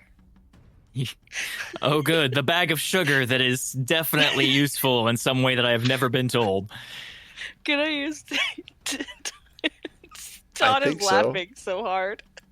I don't remember how it works, I'm going to be honest. I don't either. I just wrote what it does. What does it do? Remind me, I'm sorry. It literally says can stop breath weapon. Oh yeah, that's right. You had a Monster Hunter's kit and we reflavored everything. I forgot. Yes, you can. You can throw this bag of fucking sugar. So please God, describe this for me. As Kyriaki sees him doing that, and as she's trying to fight off this other thing, because I like to think because Kyriaki has high dex and high intelligence, she's rather reflexive in fights and can move faster than everyone else. So you watch as she reaches it, throws her sword up, reaches into her bag real fast, throws this bag of sugar into the mouth of the bull, and catches her sword again. He gets choked up a little bit, like kind of coughing as he gets hit with his bag of sugar. And instead of breathing fire, he sneezes. And you just see a bout of fire roll up its nostrils and out. And it just stands there a little stunned. That's the end of its turn. Malachi Kyriaki turned it to caramel breath. Malachi leans over quickly to Pallas and just says, "Did she just throw fucking sugar in its mouth?" Where did she get sugar? I don't know. This is confusing. Andrak clocks what she just did. I'll have to go buy a bag of sugar next time we're in a town. You have actually passed sugar in towns. Anyways, Castor, you saw that. You are slightly around the corner, but yeah. I want to make a comment because I didn't want to interrupt before about your brief interaction where Kevin asked, "What do you call those bull people?" And you, being the orchestrator of a Greek mythology campaign, said centaurs instead of minotaurs. I thought about it afterwards, and I was like, "Idiot." I just want to point it out. I was kind of hoping to just pass over it and nobody notice. I don't have a lot to do, so I will just cast Silere on myself and then throw a Thorn Whip at the monster that... sorry, wait. Does Malachi have reach? He could. You've seen him have reach with his scythe, I'll say that. You've seen him in recent hours using both his sword and his scythe. So yes, he does have the ability to have reach. And he also casts ghost spells at people, so... I first move here and I ask Pallas, would you like me to teleport you to the other side of the monsters? Oh. She cannot fit to fight from here, right? No, so I'm trying to find a way of saying that she's not too useful against them. So Malachi would probably be a better fit. Yeah, but Malachi can hit from here. She'll clap excitedly and go, "Yeah, let's do that thing you do." So I use hidden paths to transport her behind, not the bull, the other creature, Harry. All right. Do you go with her, or is it just her? No, it's just her. All right. She like just kind of like appears there through a little bit of leaves and everything, and grass moving on the ground after a few seconds, and she's like, "Wee!" And because this is a bonus action, I will also cast Thorn Whip on Harry. Oh, I forgot you did that as a bonus action. So, I mean, Thorn Whip barely does any damage, so don't worry. Harry's gonna be fine. Natural 20 for 31. Spell crit. Let's go. Spell crit. Oh, fuck. Yeah. Do I roll the 100 first? Roll the damage first in case the damage is affected by it. And I rolled a total of 18. Oh my god, you rolled really good. Yeah, that's actually a pretty good roll. And then I roll the D100. Yep. 33. 33. You have advantage on your next spell attack roll before your long rest. Oh no. Oh, I can... Actually, I only have Thorn Whip as a spell attack, so... You have advantage on your next good. Thorn Whip. Yes. I am so glad that's not Aldora. A guiding bolt crit hurts. So, yeah, that's my turn. Oh. And I'll move down here. I will be a little bit Alright. to the south wall. Malachi, it is your turn. Whoa. 15 feet in front of you is Kyriaki and Andrak. 20 feet in front of you, Harry and his friend Bullshit. You got Aldora next to you, but nobody else seems to be in the hall. Okay. I have a logistical question before I take my turn. I'm not sure on the rules on this, so I'm just going to ask you outright. If I wanted to cast Eldritch Blast as both my action and my bonus action, is that allowed since I have the boon that allows it to be a bonus action? It's not a leveled spell, so technically, yes. Cool. I don't like it, but you may. I'm going to give them both their AC a plus 2 if you hit the one in front of Andrak, +1 if you hit the one in front of Kyriaki. That's fine. I'm not worried about hitting them. Damn. So, I'm going to roll 4 attacks, 2 Eldritch Beams going into each one of them. So the first 2 I'm going to launch into Harry. Natural 1. 17 to hit. Oh, yeah, that'll hit. All right, and the second one is a 29 to hit. Yeah, that'll hit. Okay. He looks pretty hurt. 2d10 plus 14. He's going to take 27 points of damage. Ow. He looks very hurt. And now for bullshit. 23 to hit Yes, sir. and a 25 to hit. Yes, sir. Now, just imagine for a second. This, like, army of spectral dudes is coming up and then slashing behind these guys. Like, that's crazy looking. Yeah. That's 26 points of damage to bullshit. Yeah, as Malachi just pulls up his sword. He's using Persephone's sword. And he, like, holds it in front of him. And, yeah, 4 spectral versions of himself in this green spectral energy charge forth, kind of passing through Kyriaki and Andrak and just wailing on these 2 dudes and then dissipating. And that is going to be Malachi's entire turn. Fuck, dude. All right. Aldora! I know. We almost forgot you were here, but yet. You got there. You got Malachi in front of you in the corner, Castor just beyond him. You can't really see around the corner yet, but as soon as you do, you will see Kyriaki and Andrak side by side, Harry and Bullshit side by side, and then Palace at the back. She looks happy. Yeah. Well, I'm gonna do a funny little thing just because. You gonna tell us a joke? Guiding bolt. To So, Kyriaki, you're brave. I'll give you that. To the bull. Oh, okay. They must make a. You must make a. Oh wait. Oh wait. Guiding No, never mind. Yeah. So yeah, I'm so used to doing cantrips as of late.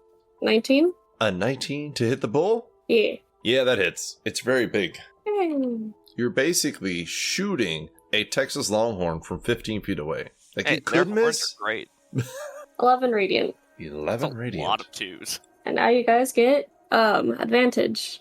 That thing looks very hurt. Kyriaki, and then Palace. This fight will not be going on much longer. Kyriaki, you got Harry in front of you. He looks pretty fucking hurt. Yeah, I'm gonna attack him. She's gonna slash him real good. Yeah, that's a 20 to hit. Yeah, that hits. And then a 15? Because of the flanking with Palace, that's a hit. Woo, thank gosh. Alright, and then she does those 2 quick slashes with her main hand, Shing, and shing. then with her offhand she'll slash again because it cannot render blow again. That's a 12. A 12 unfortunately will not hit. That's fine. It's just the offhand. Will you finish him? Probably not. That is 22 points of slashing damage. You would be correct. You will not. But he is sitting on death's door. That is the end of Kyriaki's turn. All right. At the end of your turn, you see Palace strike this bull 3 times to her left from behind. And then she kicks the forearmed one kind of in the back of the leg. And she goes, try to kill him now. And Kyriaki, I would like you to make a free attack with your Emerald Scimitar and add a 1d10 to your damage should you hit. Okay. Hey, This is her yo. first time of using this maneuver. Palace using them Battlemaster maneuvers? 18. 18 will hit. Yes, ma'am. And you said 1d10? Yes, ma'am. You add her, what is it called? Superiority die to your damage when she does this. Okay. That is 13 points of slashing damage. Wait, No. for some reason my plus 8 wasn't added to that. So that's 21 points of slashing damage. All right. Well, he had 9 hit points, so Yeah. what does that look like? As Palace kicks him over, you watch as Kyriaki just brings down her Emerald Scimitar right on his neck and decapitates him. Oh! That's Brilliant. So awesome. Andrak, you're looking at this bull, and I'm a little angry. So, he would be dead, except he's resistant to cold damage. So, you see her slashing into him, and you see this black blood all over the ground. But he's still alive. Just barely. Oh, it's Harry's turn. Okay, he dies. Andrak, it's your turn. What would you like to do? You feel like if you hit, he's dead. I'm a give him a pat on the head with my greatsword. Oh dear. That's a 12. Oh. Does that hit? Unfortunately, 12 will not hit. Andrak's just looking at this thing that's probably slightly shivering. He's like, you should be dead already. And he just goes for the swing anyways, and he just misses because he's not fully trying. 26 to hit. That one will hit. Do you want to do damage for fun? Yeah, let's do damage for fun. That's 11 points of slashing damage. And he dies. Andrak comes down with the sword a second time. Fucking die. You just Why that sounds so sassy. I need that as a soundbite. like a deflating cow. And you guys are out of combat. They are both dead. Quickly looking down the hallway, you see nothing behind you. Malachi is going to walk up behind Kyriaki. So, Sugar, interesting technique. Where'd you learn that old trick? Oh, I've lived a long time. I've spent some time fighting monsters, and some monsters breathe weapon attacks. Like they'll breathe fire or something. And I learned a long time ago, if you throw a bag of sugar into it, it stops it. They like choke on it. Interesting. And I have to keep that in mind. I've never heard of this technique before. It worked great. So We will have to grab some more. That was useful. Yeah, that was my last bag. How Yeah, well, many have you used in your time? Well, I only had the one because I hadn't replenished in a while. yeah, I can't imagine it's too convenient carrying entire bags of sugar on your person. Not really. How much sugar did you use for that? How much sugar was that, Todd? Roughly 4 kilograms. It's just fucking 4 kilograms. What the fuck? Why are we using metric? Why Huh? not? 8 pounds of sugar? Holy shit, she threw that as a reaction? Hell yeah. She's jacked as fuck. What are you talking about? Well, When you're not in rage, how buff is Kyriaki? It is 14. Great, so Andrak can throw 16 pounds of sugar then, right? I mean, yeah. Well, new tactics aside, let's keep moving. Yes, Kyriaki keep will walk moving up on. to Palace and like slam her hand onto her shoulder really hard and be like, "That was brilliant. More of that." She looks a little afraid at first, and then she smiles. She's like, I like you. Oh, I thought we were already friends. Okay. Moving forward. Yeah, we're all good friends. She hands Andrak the spear. Thank you for letting me use this. If you ever need it again, you can grab one of them off my back. I won't stop you. And he's only got like 6 at this point. It is only 3. And this funny pick, I picked it up. Huh. He blankly stares. He doesn't change his expression. He makes the pun, but does not express anything else. Malachi does genuinely give a little chuckle at the pun. I As don't you get get- it. As you get to the end of this hallway, and you see it opens up into a 15-foot wide area, you do slightly hear music. Oh, Malachi dead stops. We should put earplugs in just to be safe. Communicate using hand signals.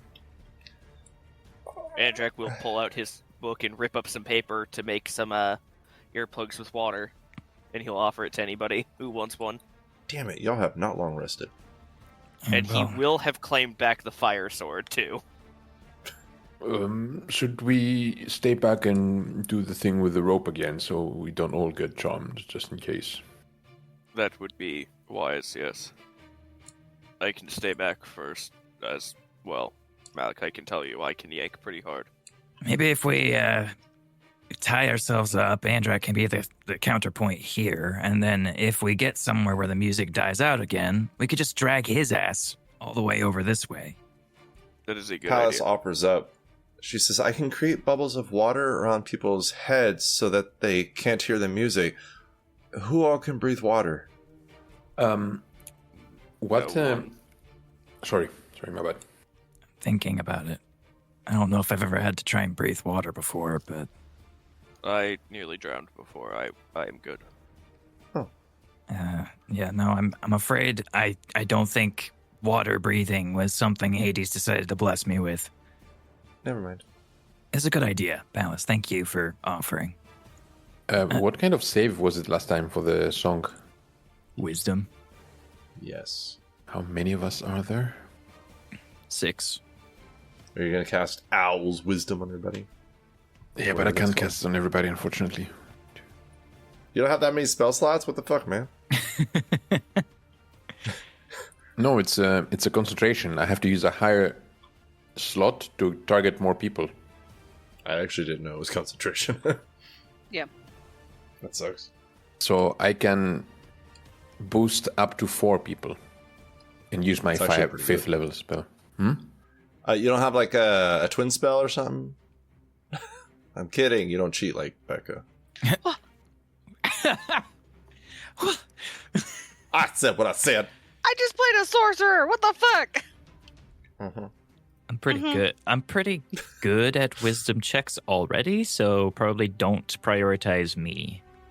But I think that's the point. If it's a high DC, it's better to put it on people that have a good chance of passing it. So I thought you were I'm trying to pretty good at bolster. wisdom.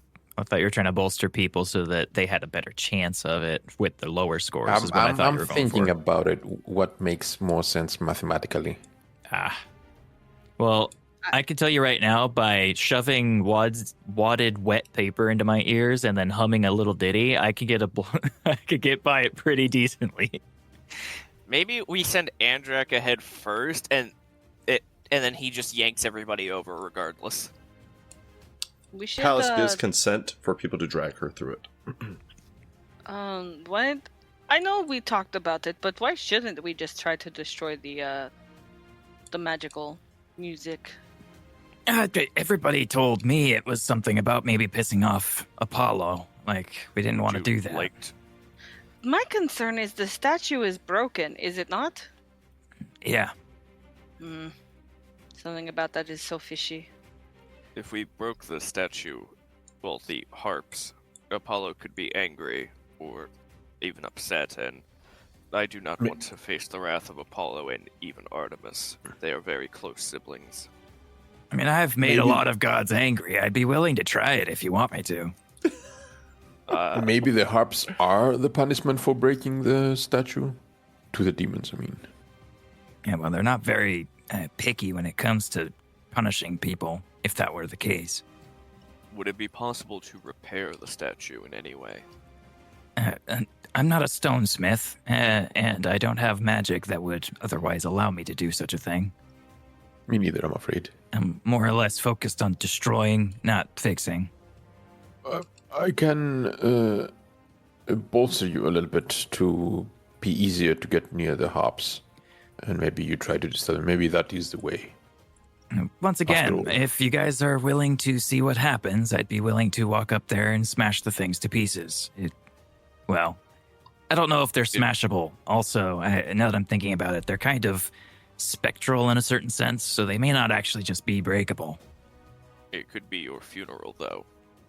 Well, I mean, add it to the fucking list. I've almost died like 20 times in this place. That is true. Let us at least tie a rope to you so that if you do get punished, we can yank you back and possibly get you back up. Yeah, that'd be great. I know my good friend Castor here is very good with mending wounds. I do my best. Andrak pulls out the rope. You did not like when I had it around your stomach. Yeah, I kind of don't like getting the wind knocked out of me. If you put it up here, kind of around my chest piece, there's more bones to kind of cushion the blow. He wraps it around your shoulders and makes it basically one of those children leashes. This better. Oh, yeah, that's very supportive. Thank you.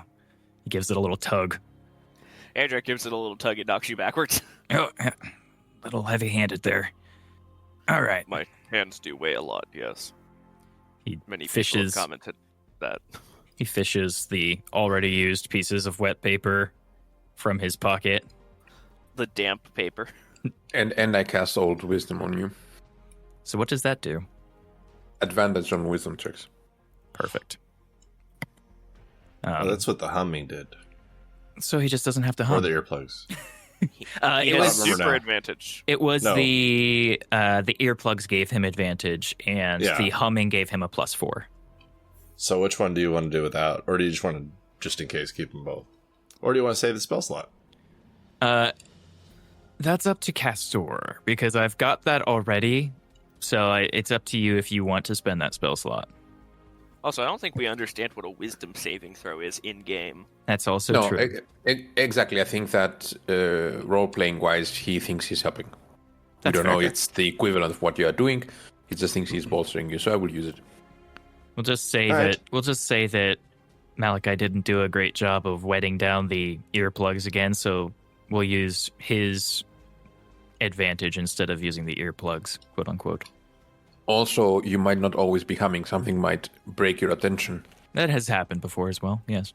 And so this keeps you protected anyway, so... It's true. All right, here we go. He Sets You forward. enter this little area, 15 feet by 30 feet. You can see up ahead of you to the right, it kind of opens up into a normal 10 foot wide. And you can tell there's a bit more of that spectral blue light coming from that direction. Okay.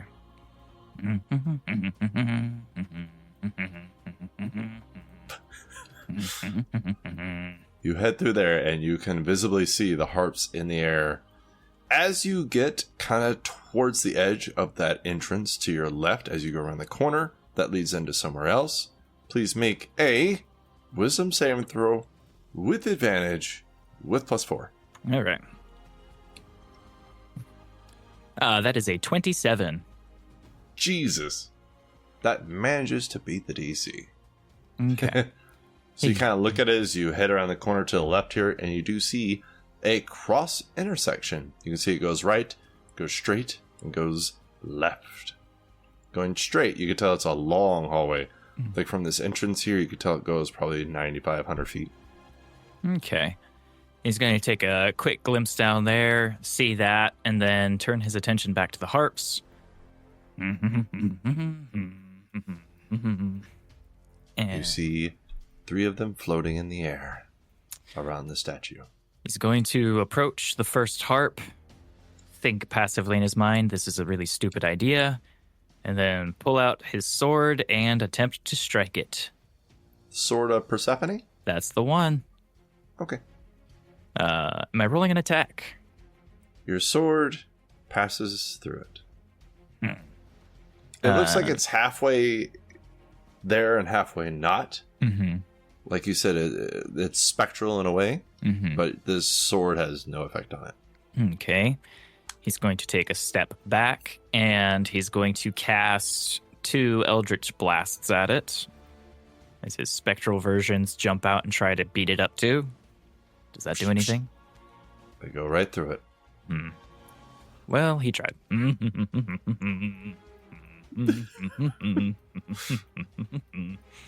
As he gets back to the party, he pulls out the earplugs.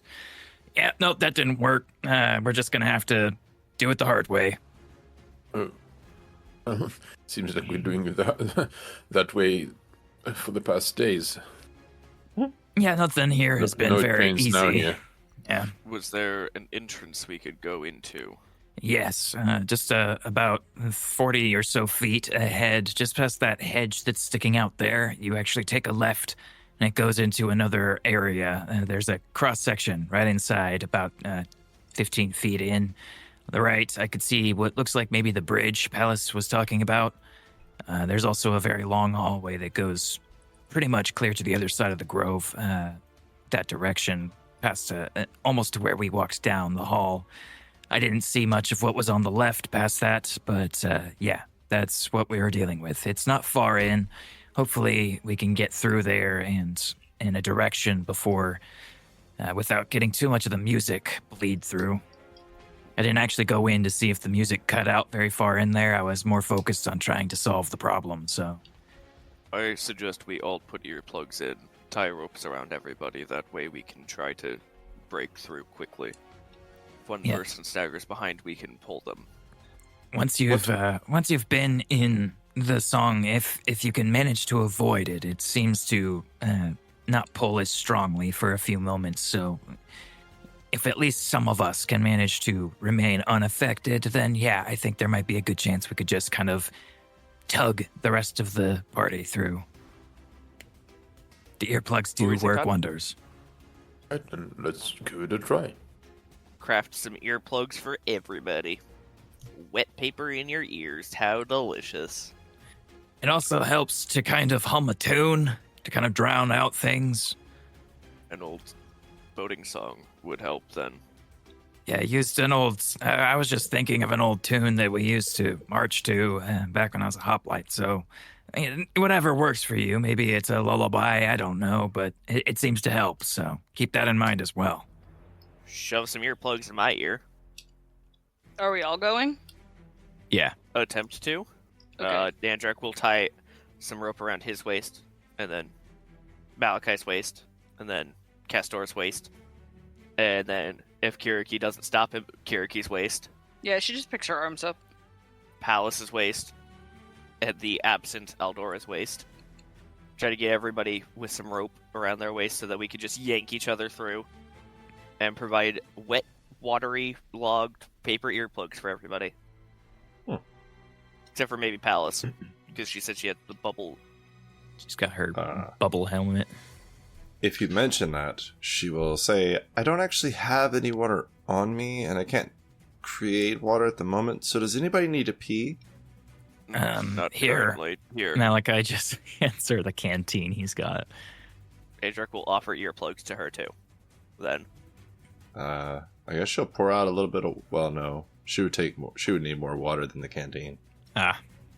Earplug time. She'll chew on the earplugs and then stick them in her ear. Then she'll yell, thank you! Very good. Huh? Thank you! You shouldn't say that about people. It's very rude. No, I think she was saying thank you. Oh, I thought she said fuck you. Oh. That wouldn't be surprising in this group of people, but I think I think it was a thank you, actually. Go hug yourself. Why are you thanking me? I'm confused. Andrak thumbs up. And then She shrugs. he's gonna try to lead the charge. Alright. Andrak goes first. Yep. As he gets to that corner, wisdom saving throw with advantage. And he is humming a tune. Alright, +4. So that is, let me just double check. I think you have a pretty good wisdom save. I have a +8 naturally, so that's going to be a +12. Jesus, that's a really good wisdom saving throw. He gets proficiency because he's a samurai. Yeah. That's a 27. 27 will make it. It's actually not that high of a DC. Leading the charge, he's going forward. I'm trying to remember who was next. Yeah, Malachi was the Yeah, next one, Malachi because would have been right behind him. I think Malachi. Wisdom saving throw. Here, I'll write the link order so you know who's next. Well, we have tokens. We could just do it. That's true. Natural 20 for a 31. Okay, man. Yeah, Malachi, you're just fine.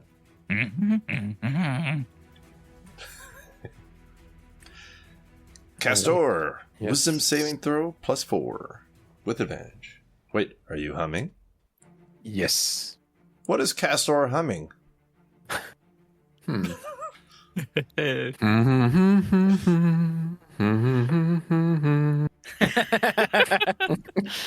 is that familiar? I'm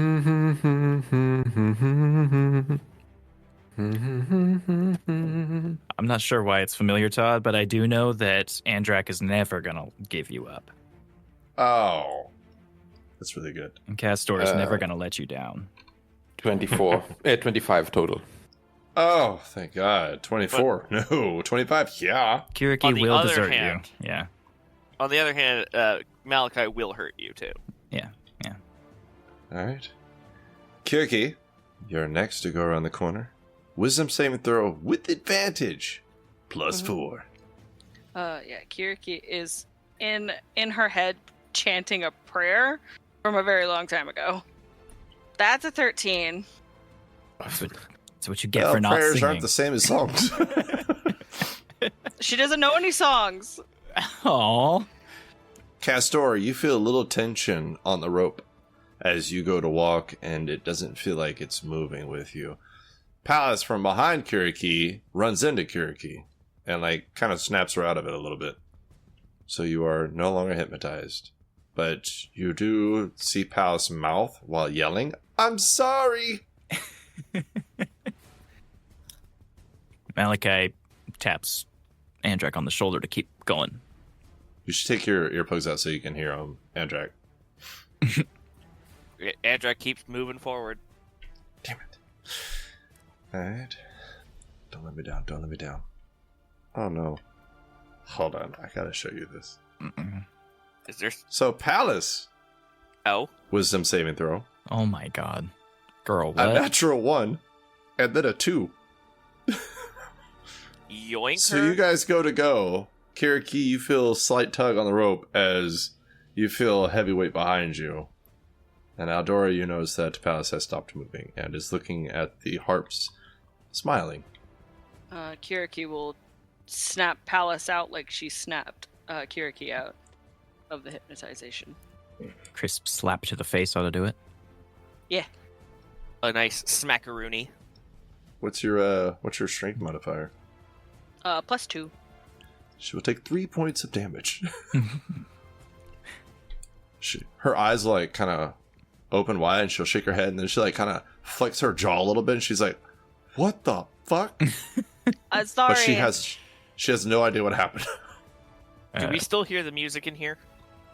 You don't know. You have your plugs in.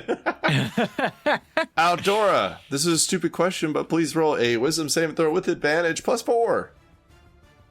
Alright, I'll roll a wisdom saving. That's horrible. That's perfect. I think it sounds exactly like her. I see no difference. Sounds like a Smurf. So that's gonna be a +4 to my already high-ass wisdom bonus? Uh-huh. That's a +15 there, Todd!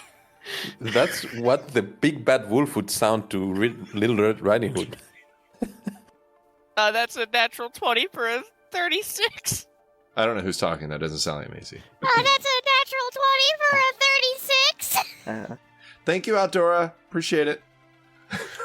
So Malachi All right. kind of does the 2 fingers pointing at the eyes and then pointing thing towards the chest to indicate, and then he's going to point at Palace, trying to convey the message to everybody. That's probably the chest that she looted already.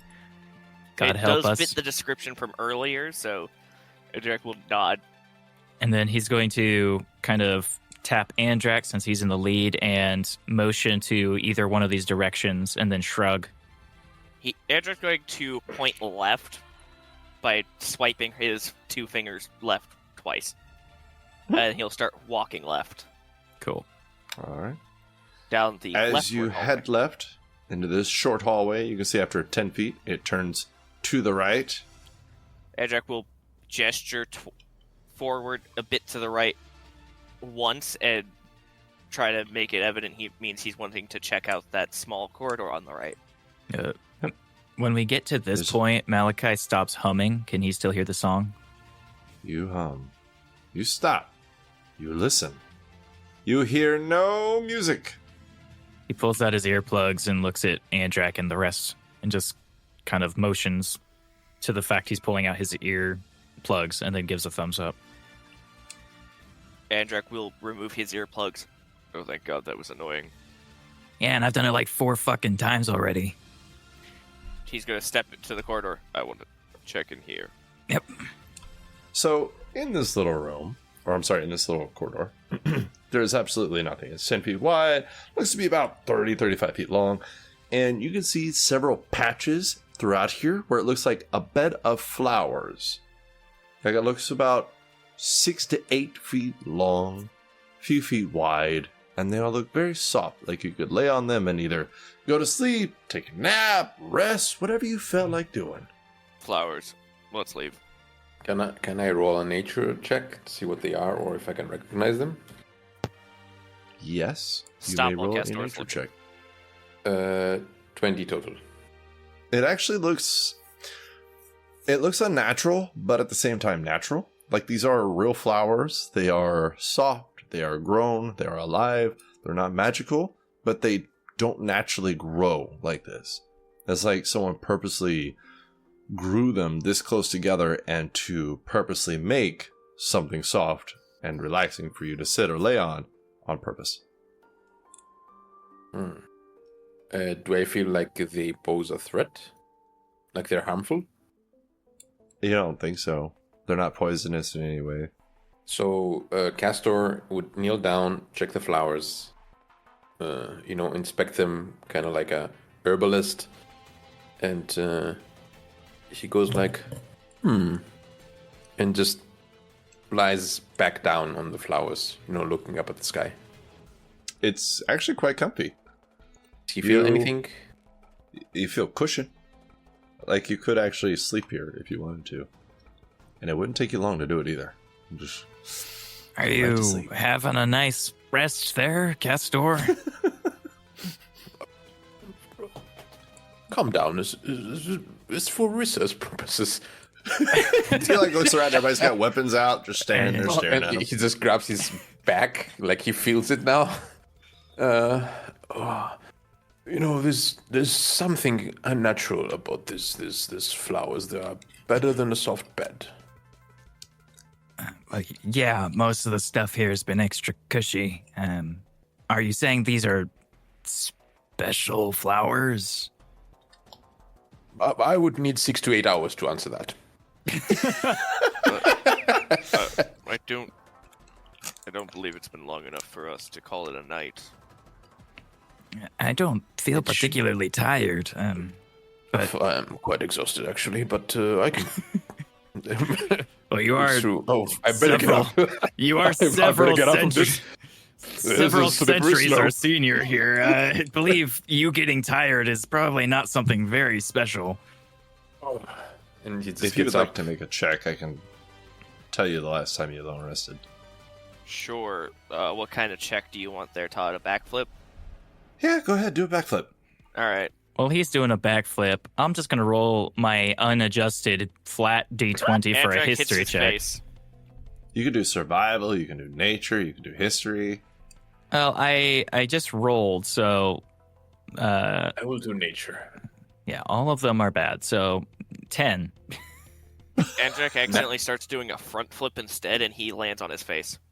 Oh. Oof. That's a natural 1. Not your best one there, bud. How much damage did do you I land take, in the flower bed? No. Is there thorns nearby for me to land on? Because if there are, there is a bed of roses that has thorns in it. You just happen to find them. I happen to find the bed of roses and hit all the thorns. How much damage do I take? 2 emotional damage. All right, I'll take 2 psychic damage for failing. I rolled a natural 20 on my nature for 27. Shit. So okay. I plant my staff, use it as a sundial to try and calculate the time we've been there. I mean, the sun doesn't move, but I appreciate that. Okay, then I don't do that because Kasa would probably know that anyway. You stand there for a second, look at your staff, and you're like, ah, shit. I hate this place. So with all the left turns and the way y'all were walking through there slowly, creeping, because, danger around each corner. And then you stood there at the chest for a long time, talked about it, went back around all the turns, went back around all the corners, went back around the outside, and you've been walking. And you're not walking as slowly now as you were going into the center of that little maze area. But it has been roughly 4 hours since your short rest, so you've been awake for about 14 hours. So we can long rest, right? Oh. Hey, you can sit around for a couple of hours and long rest, yeah. But you just, well, yeah. I guess it depends on what kind of person you are. You can. A very old one. Yes, this is long enough for a short or a long rest. Every 2 hours, you get to long rest for 22 hours. Well, if we want to take a rest, I suppose we can. Just make sure we're in there, because I don't want anybody to fall asleep to the beautiful song of Apollo. I think he would be honored to knock you out with his songs. Yeah, he's real big on the music. I've gotten that much. All right, well, if we're going to do this, then I'm going to get comfortable. And Malachi is going to go to the very end of this hallway and kind of sit with his back in the corner. And he's going to pull out his book. All right. Does everybody find a bed? There's 4 of them in there, and they're kind of staggered. You don't have to, but I just figured since they're there, might as well. I'm going to use one. I will find a beautiful spot that is a comfortable patch of grass to sleep on. All right. AKA sit crisscross applesauce for 4 hours. Are you doing watches, and who's doing the first? We should do watches like normal. I think it's Kyriaki and Malachi, and then Andrak and Palace, and then Andrak and Aldora, right? I believe so. No, it's me and Malachi. Yeah, but we could mix it up if you wanted. We could mix it up. Let's mix it up a little bit. No, that made sense, because the 2 shitty perceptive people should not be on watch together. No, they totally should. should. Yeah. That won't go poorly. All right. I mean, we can also mix up the order if we wanted to. Like, That's true. Want to mix it up? Be a little adventurous, huh? I prefer to go first and take a longer uninterrupted sleep after. So Keeps tired. me young. Keeps me young. Cool. So yeah, Malachi and Castor. I guess for the watch portion, Malachi will take up a seat in the kind of further right corner that's looking out the door so that he has eyes on the door area. All right. Damn it. Throughout Castor and Castor and Malachi's watch, nothing happens. You read your book peacefully. You're good to go. Castor, you shape the bed to the shape you want, getting ready for the moment that you can go to sleep and nobody will bother you. Mm-hmm. I do cast the Hearth of Moonlight and Shadow, right? Damn it. By default. All right. Fine. I'm curious about something. Yes. Would foregoing a long rest, would that give me exhaustion? Yes, sir. I see. Okay. That is all. I will be long resting. Okay. You don't have to. I mean, you have a lot of people here to back you up. So I feel like you don't need to long rest. Like, you could afford to have the exhaustion. You want to do it? What does exhaustion do? That's a disadvantage on skill checks, right? Yes, sir. All ability checks. No, I think I'm good. All Malachi right. doesn't know that, so why would Malachi want to stay up? Yeah, that's. You know what, Becca, you really bring me to the crux of Not cheating. what it means to be a role player. Malachi. So here's the reason why. Because Malachi wants to read more in his book. So I'm gonna forego a long rest to spend the entire night that everybody's resting, quote unquote, even though it's never night here, reading the book instead. All right. And that is something to remember. Is it's a little harder for some people to sleep because if you're not used to sleeping during the day, then you got the sun overhead beating down on you, and it can be difficult to sleep. Narratively, it makes sense too because he did say I'm not really tired when they all decided to take a rest. So I'm just gonna say, yeah, that's his thing. So how long are we spending resting total? So I can make sure I got the right amount of hours on this book. 10 hours. 10 hours. Cool.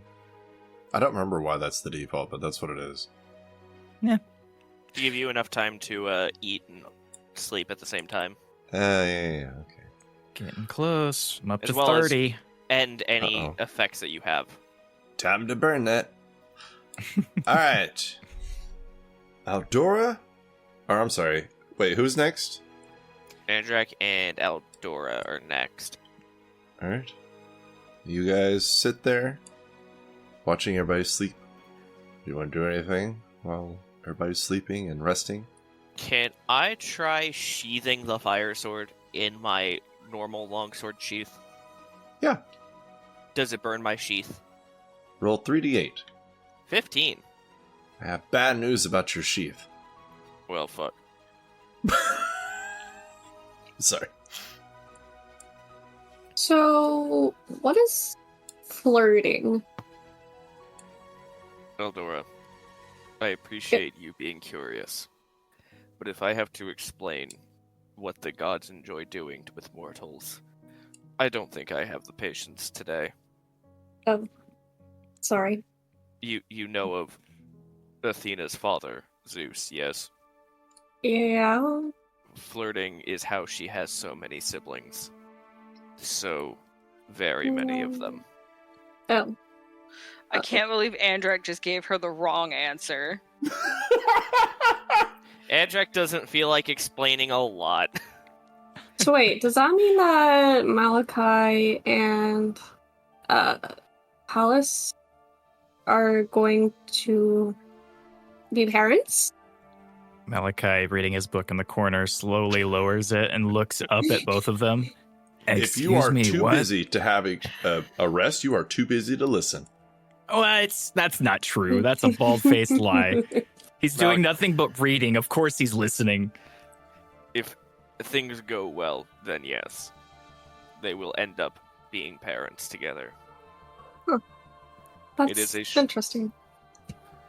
I know that you follow Athena, but I don't remember her being so anti-love last time I met her. Met? Long time ago. The Argos had been instructed by her and blessed by her, in fact.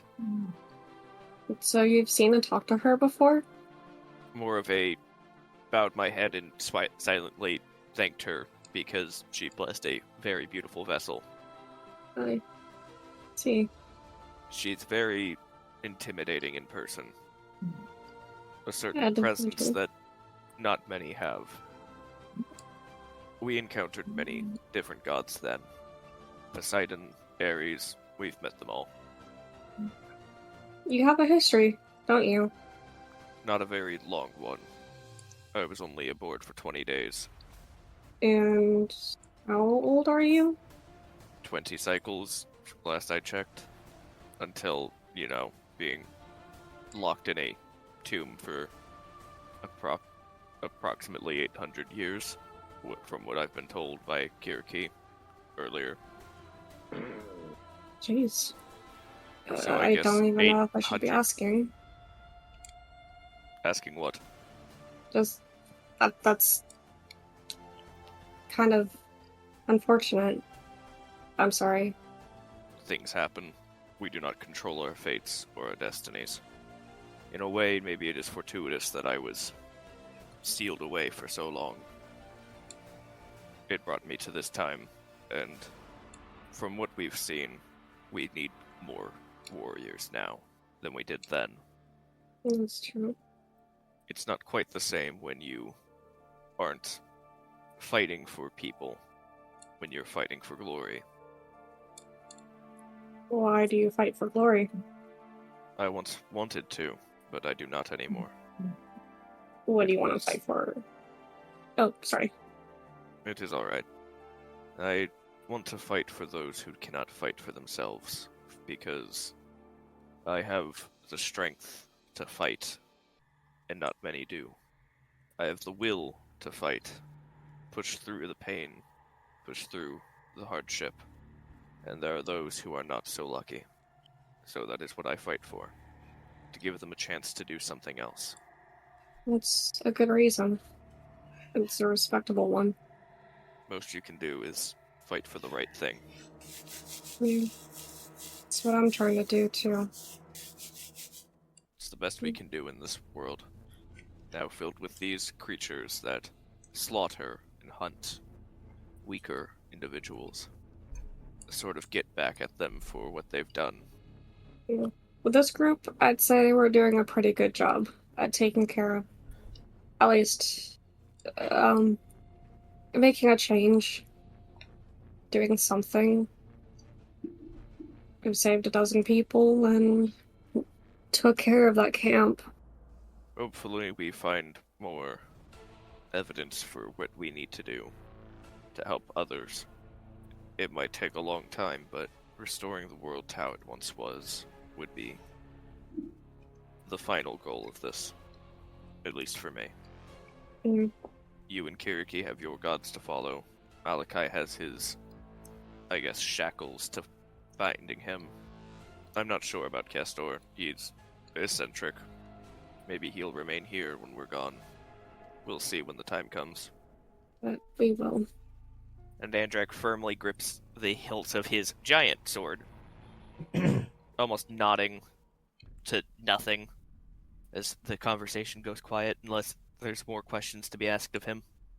Not at the very moment. That was very insightful. Great responses. Both of you give yourselves inspiration.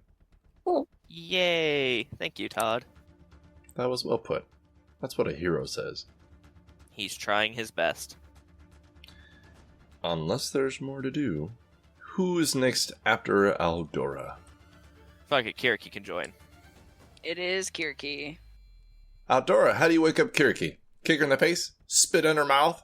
That'd be funny. cut your wrist, pour some blood in it. Ooh, she might like that. She'll just say that Andrak's about to get bulldozed by another bull again. Quick, Kyriaki, wake up! There's a bull charging right at Andrak. You won't want to miss this. What? We're under attack? Andrak has a wooden bull Andrak is. statue. Wait, we're not under attack? Andrak's holding a wooden toy of a bull. No, Where did you but get I was that? hoping to at least make it a pleasant wake up. I carved it. She's just staring at you, but not like really staring at y'all. Like, you know how people when they first wake up, they can't really like comprehend what's going on. It's What that in- blank stare of, oh, what is going on? You hear a page turn, and Malachi looks up and says, "They're fucking with you, Kyriaki. It's your turn for watch." Oh. Why not just say that? Why make it all unnecessary? I didn't make it unnecessary. I just thought it would be more fun or funny, and I thought you would enjoy waking up to hearing something like that. You Blink, do find it humorous when the bulls charge headfirst at me. Aldora's just gonna walk over to her little spot and sit down. This is the last watch, right? So like after this, Kyriaki's not gonna go back to sleep. She's gotten her full 8 hours, right? Yeah, Kyriaki has a full rest right now. Perfect. She's gonna like slowly get up. And unfortunately, when you sleep, sometimes you have to like sleep in your armor. That sucks. So, but now that she's awake and like awake, she's gonna, her weapons and stuff were already on the ground, but she is gonna like take off her armor. She has clothes underneath. Before you say anything, Todd, I know how you are. Wait, what kind of armor does she wear? Like classification, light, medium, or heavy? It's medium. Ooh. Wait, how the hell do you not have disadvantage on stealth? Oh wait, no, that's only certain kinds. Never mind. It's mostly heavy armies. Is that why you oofed? Armies? Because I What? was like, what's wrong with medium armor? Well, Damn it, Yeah, I Kevin. did it too. Sorry. It's specific medium armor. She's fine. I made sure when I was picking out her armor and stuff. I was thinking about because you can't rest wearing like scale mail or half plate, Yeah, which it's are just a both medium breastplate. armor. So anyway, Yeah, she strips. Now what? she's not naked. She just doesn't have her armor on. She's you walking walk- around picking up all the dollar bills. Coins. Coins. Come on, pelting you with coins. Andrak are just chucking coins at her like Oh, Jesus. rotten tomatoes. No, but, like- Sucks to be a God. stripper in those days. She Right. like stands and like stretches, and you watch as Kyriaki bends backwards and just crack, and you hear her back crack, and her hands will touch the ground, and then she'll stand up and do like a handstand, and then she'll stand back up and like twist her back in a way that doesn't seem possible. God, I could do with one of those. Malachi is staring a bit and then just slowly lowers his head back to the book. He's reading, and all of a sudden he's just. And then she just honestly starts doing weird poses. Kyriaki just starts doing yoga. Nice. At one Those point, are- she bends back where her torso only almost goes between her legs. Like, Oh, God. yeah, it gets complicated. She is a lot more flexible without armor. Andrak does not even pay too much mind. He's just like, yep, that's pretty much normal. I feel like Malachi stares a few too many times for his own sake. Malachi, you're staring. It's rude. What? No, I'm reading. Shut up. Anyways, I have Also, received without fixed- her armor, you can actually see like the muscles in her arms and back, and she's beefier than she would seem with just the armor. Like, she's built really thick in her shoulders. Well defined. Yeah. You're not getting Andrak to take off his armor. Fuck off. I know you want to see it, Kevin. You What? want a flexing contest? Sure. Flex, flex, flex. Andrak not even flexing his arms bigger than Kyriaki. True. This boy's got an This is- 18 strength. He wins. A very interesting morning for Malachi. If Andrak said he needed like the back crack, she's like, stand up, I show you. You wouldn't be able to do it with my armor on. You take armor off. Why? I don't When think you- the big man bends that way. Not with that attitude. Sort woke time- up suddenly. Last time my back was Sorry, yes. cracked, it took 2 different sons of Poseidon to lift me up to do it. No, Because you they do are very yourself. short. You have to. I can show you ways to move. You must stretch sometimes, or your muscles will get too tense. Thinking back to all the times he flexes so damn hard. The sweat immediately vaporizes on him. Yes, too tense. What about you, Malachi? You should also do stretches. I He's mean, reading. this is a really good part of this book. I mean, Is it the part where somebody dies? what? It's a book about being nice to people. It's literally a tome. It's a tome of leadership and influence. It's about how to guide people and like be a good leader. Why would there be death in it? don't Kyriaki know. walks over and gets a little too close because personal space is not in her forte yet, and she's Oh, looking over, like bending over, looking at the book. Did you want to read it? I can. Sure. I have no problem with that. He kind of awkwardly hands it up to her. You should probably finish it before giving it away. That is the magic uh, book, isn't it? Yes, yeah. Yeah. Once I'm done reading it, I feel like it might be spent, and I'm not sure you might be able to still get something from the words themselves. I'm actually reading it mostly because I believe that there's secrets that it's holding at the very end, and I don't believe that if I, skim it, I'm really going to get anywhere with that, so I'm trying to actually give it my rapt attention. That makes sense. And she'll like Andrak wander that's- off. will sigh, okay. and he will roll his shoulders and start taking off his shoulder plates and chest plate. Yes! Kyriaki like goes back over to Andrak, ignoring Malachi now. She's gonna start okay. making the party do yoga. Unlike Kyriaki, Andrak doesn't have anything under his armor besides like the skirt. Yeah!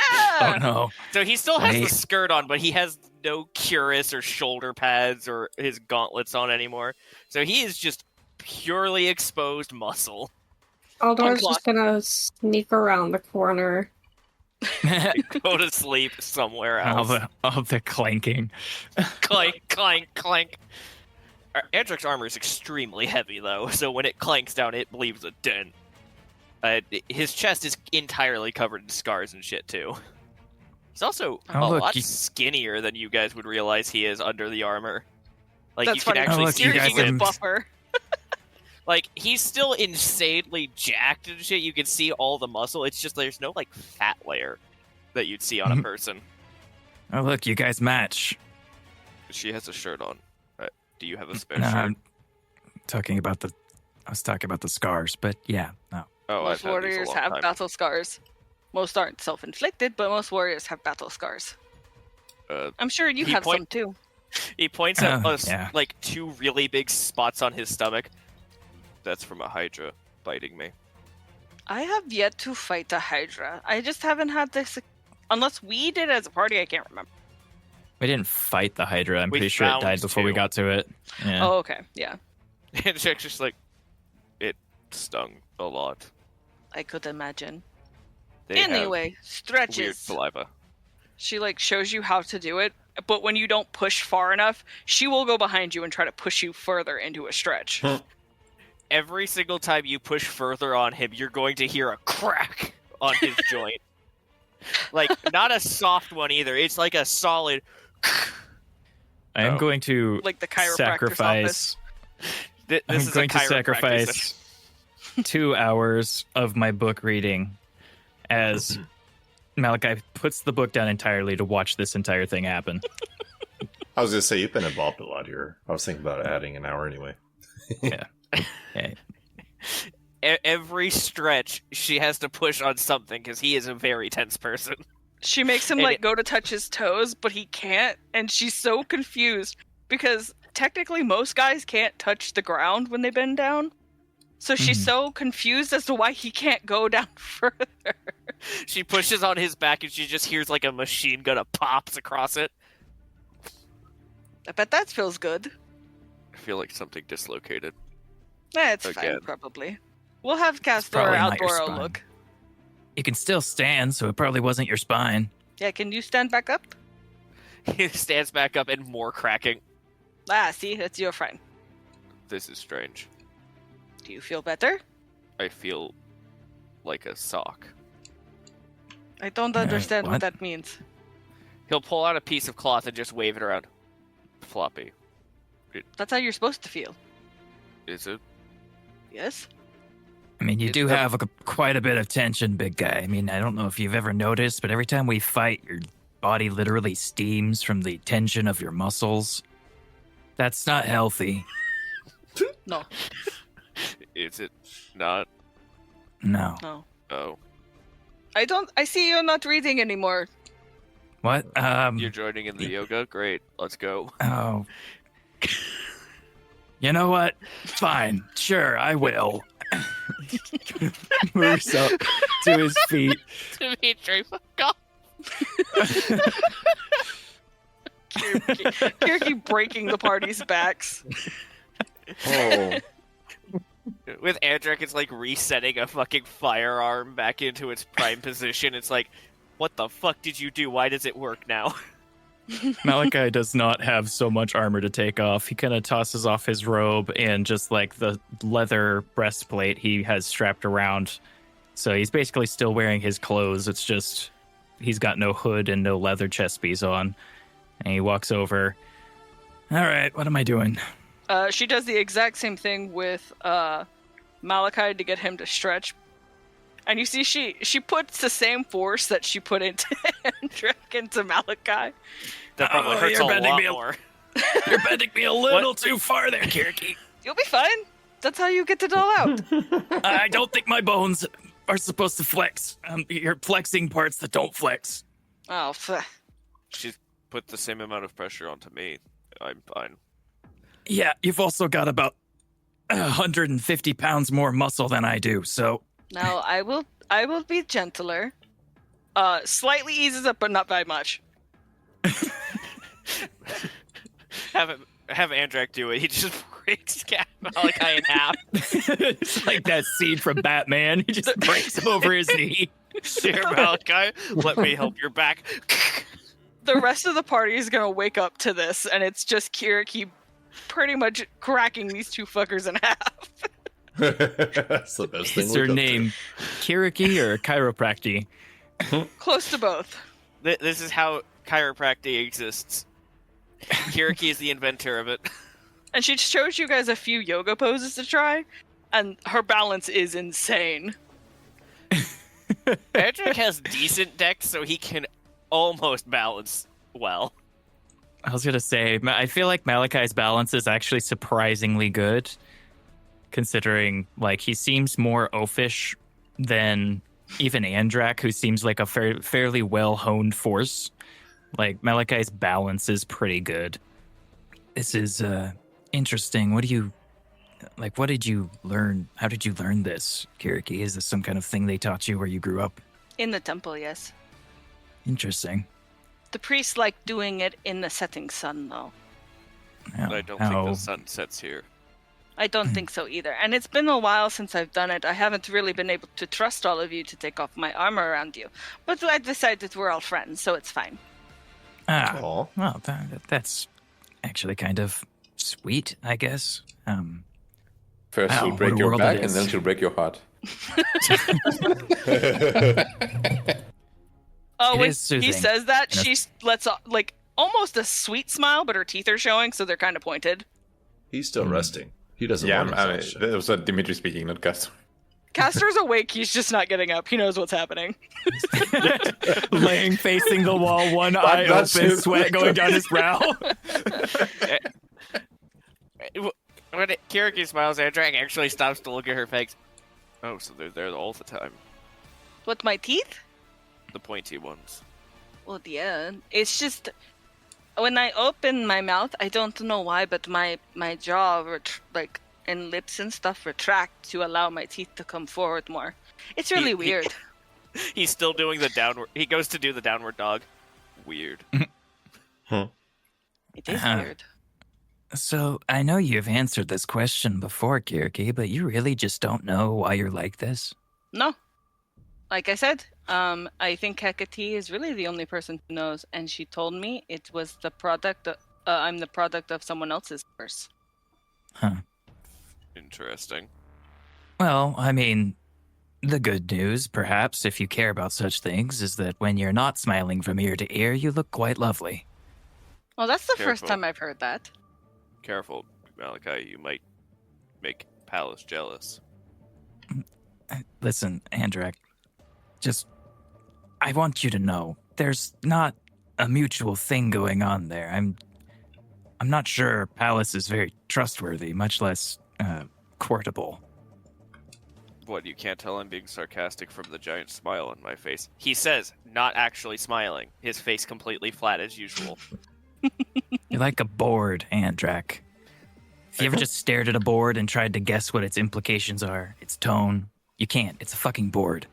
Andrak told me that you guys would become parents. Is that true? Oh, Oh, well, everybody's congratulations. starting to wake up now. I guess I should get my fucking stuff back on.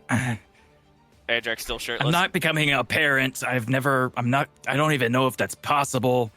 I've been dead for 80 years. Also, yeah, no, that's not important. Andrak will clap one hand on Malachi's shoulder and never tell me I can't read a board. I can identify any wood. He stares back at him just in multiple blinks. Okay, I won't do that ever again. Wait, why did Andrak say that he was becoming a parent? Okay, Uh, we're just gonna address this. No, We're just Love gonna talk each about other it. very much. No, I want to know exactly because I'm very confused. Yeah. Okay. So Andrak thinks that Pallas and I are into each other that way. What way? You know, romantically. Oh. What? Have you Yes. seen Did the way anyone she ask stares at you? Palace? She's You look very hard over to get and into. she's laying on her back with her arms to the side and just mouth wide open. Just Damn, Palace would have loved the fucking stretch session too. I don't have any specific feelings for Pallas, and I'm not going to speak for her about that, but it's not really. I feel like my sarcasm is not coming across fully. No shit. Kyriaki Just stares now finding that out. real intensely. I don't know how to identify sarcasm. Well, first of all, don't look at Andrak because he's the worst example of identifying sarcasm. That is Okay. weird to say. Oh, well, I'm accurate. sorry. I don't mean to offend you. It's just accuracy. It's the truth, you know. I'm not offended. I'm just saying.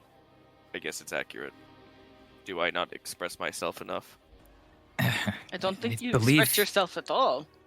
I believe you genuinely try your best. Whether or not your best is actually meaningful is a different conversation, but you Oh. try.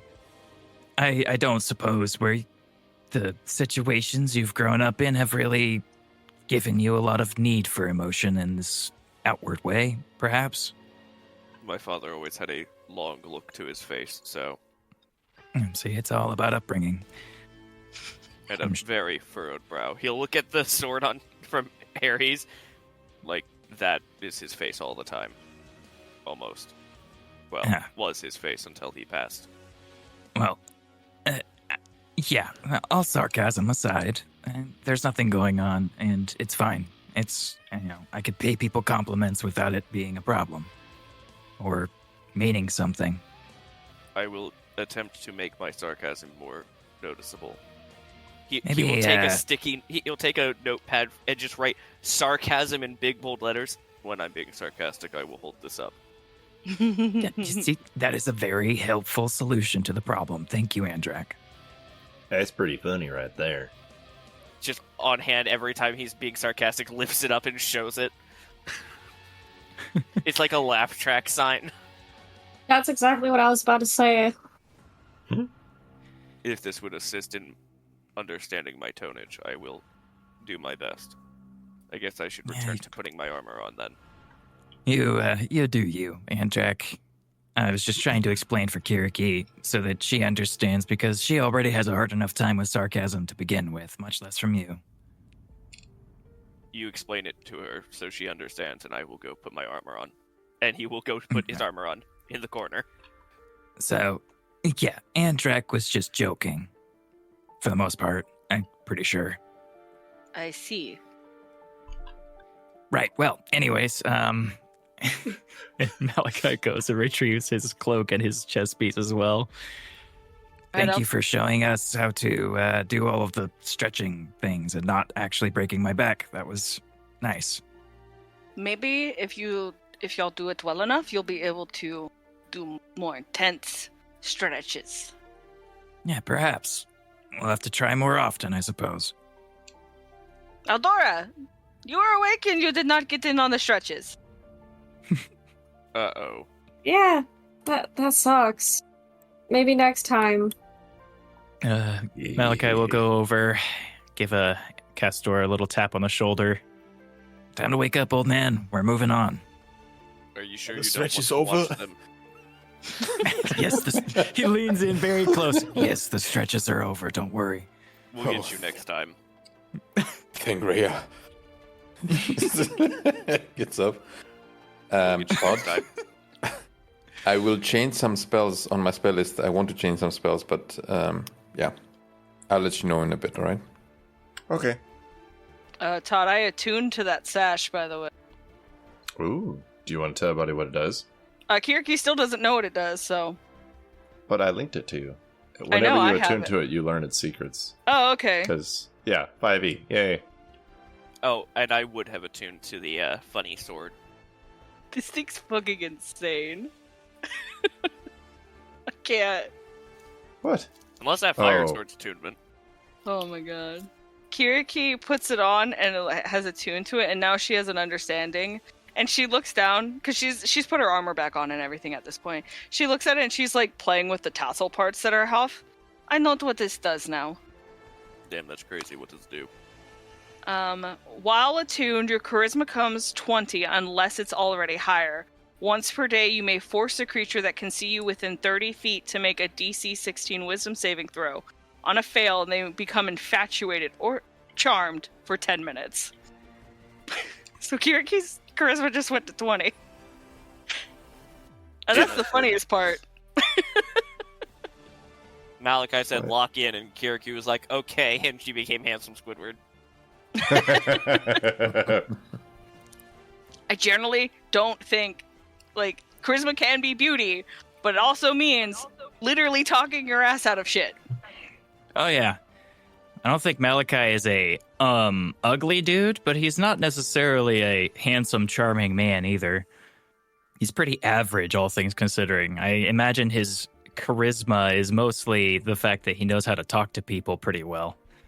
Yeah, I mean, car salesmen can be ugly, but really good at selling cars. Hell yeah. We should move on. Yes, everybody's awake. Palace, are you awake?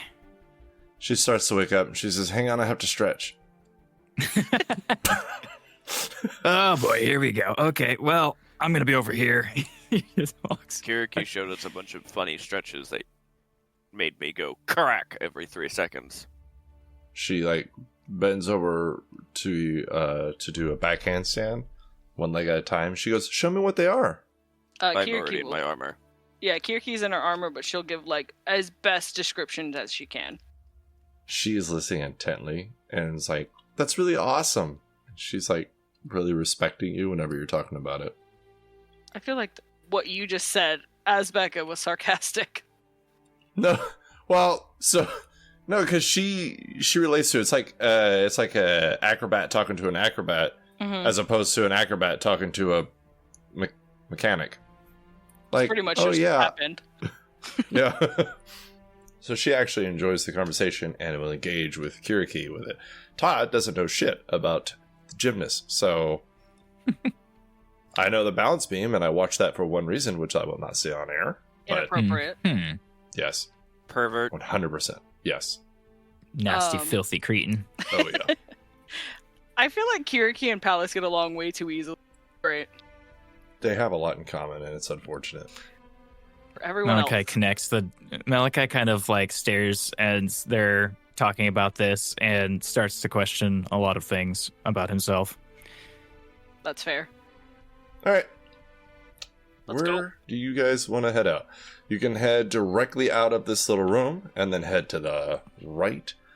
Down that way, there's two different turnoffs. So about 30, 35 feet down, it turns off to the right, about 10 feet wide. If you go down there, it's a 10-foot long little hallway that goes into another another intersection. It's a four-way intersection.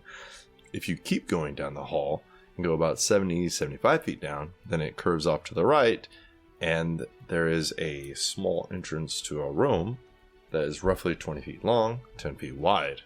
And then it goes down, and it keeps going for well over 100 feet. And it also has a hallway after that little room, which you can assume attaches to that four-way. So. Let's start by taking a right and then take a peek to the right up this hall here, since there seems to be some kind of division there. Yep. As you peek down, you can see there's many, many turnoffs. After 10 feet, turn off to the right and left, the little intersection. If you keep going through there, you'd have another turnoff, right and the left. After 10 feet, like little just thin walls separating all this. It seems to dead end, this hallway going straight, but it goes to the right and the left. Do we want to go and investigate over there, or do we want to kind of follow this around? What's everybody's opinion? We should finish off this area before we continue on. Straight ahead. Understood. You peek inside that little area, that little room, 20 feet by 10 feet, and you can see there's another bed of roses. Or another bed, and this one of roses. This one is a rather large bed. It's roughly 10 feet by 10 feet, almost encompassing the entire area at the back of the room. Now we can investigate that area. You have two Okay. choices. All right, you head right after that little room, back towards the intersection. You can take a left, and then you can either go right and left. To the right, you see it goes about 30 feet, and then it heads off to the left. And if you head to the left here, it goes after about 15 feet to the right. Which way should we go? We could go forward a little bit more and check out this area in front of us. Yeah, it couldn't hurt to take a peek up there before we move on. Oh boy, more. Yeah, more turns. hallways. Yeah, this seems to be kind of the same shape, perhaps, just going further forward. I'm more in favor of checking the other halls, kind of working our way back in further. Yep. You can go about 15 feet, and then it curves off to the right. I say we go this way first. It's shorter. Okay. And he'll point to the left that has the hallway leading to the right. And he'll start walking down that hall. All right.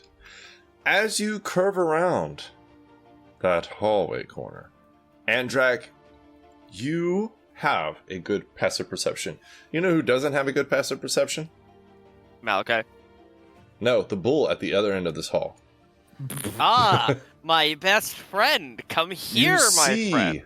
Yeah, you see it's looking off to what would be your right down the hallway at the very end of this hallway. So it's looking at something down there and doesn't seem to notice you. Oh, look, it's one of those stupid bulls. Hey, Kyriaki, do you want to watch your favorite thing happen again? Yes? Andrak will make his way a bit forward in front of the group, and once he's like, I don't know, 40 to 50 feet away from it, he'll just yell out, "Hey, you dumb fuck!" All right. The party's So I'm gonna- catchphrase. The party's sorry. catchphrase. Hey, you stupid fuck. Does Yeah. anybody want to move before he does this? Like, as he's making his way up there, does anybody want to change where they're going or do anything in particular?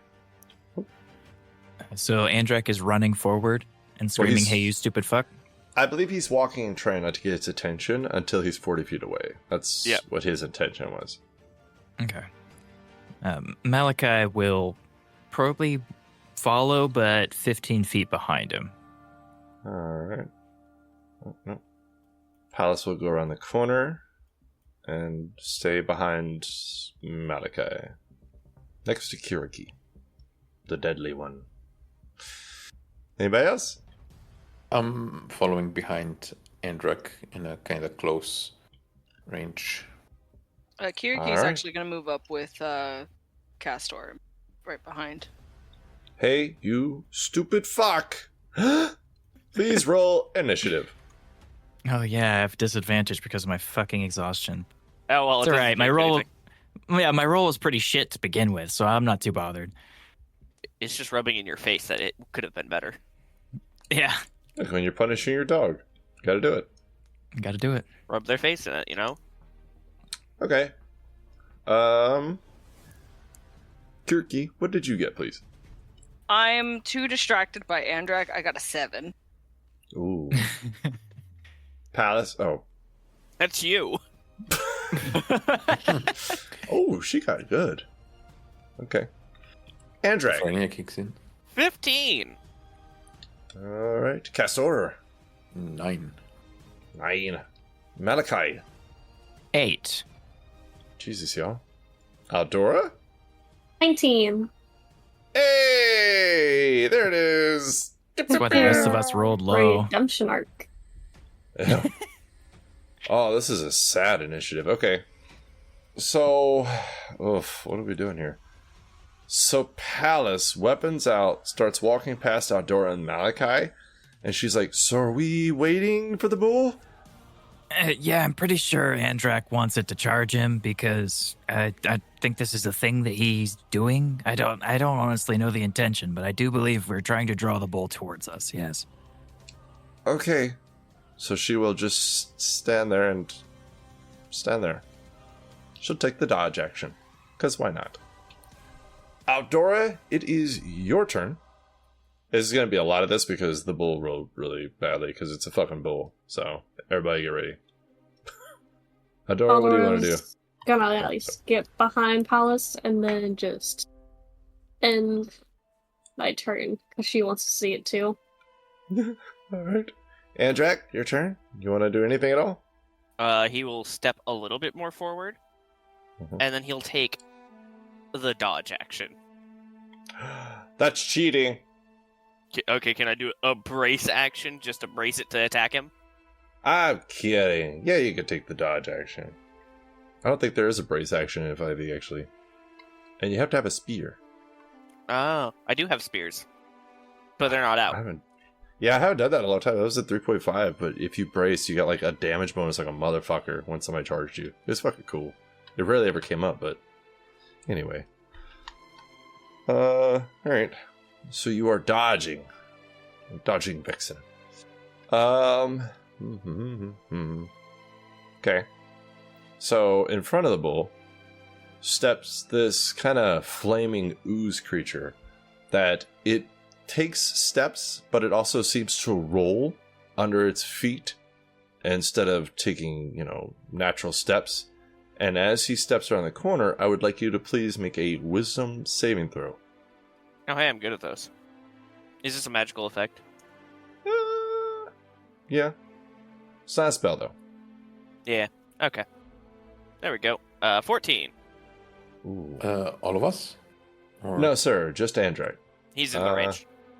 You take 15 points of fire damage, and you are on fire. Taking fire damage at the start of each turn. That's fine. What was that thing that took away fire resistance? Oh, it was his grapple. I was Yeah, sitting when there he's like, what on the was that? space. Yeah, that was weird. Okay. So then he's going to you're going to see his eyes almost glaring through this flame, this oozy creature, as he moves to the side, a little past the bull, giving the bull a clear look as the bull looks directly at you, and then leans down, preparing to charge. Castor, it is your turn. What would you like to do? Okay, I will move behind Andrak, and I will cast Spike Growth The ground in a 20-foot radius centered on a point within range, which the range is 150 feet, twists and sprouts hard spikes and thorns. The area becomes difficult terrain for the duration. When a creature moves into or within the area, it takes 2d4 piercing damage for every 5 feet it travels. Oh, that's fucked. Send it on the bull and up until in front of Andrak, and then to the right side of the bull, which I cannot see, but it still grows that way. Yeah, that's okay. All right, that is a good move. Damn. On the bright side, he has a lot of movement. On the downside, he's dumb, so he's still going to run through it. Malachi, it is your turn. We're almost there, guys. Wait, what's happening? Let's see here.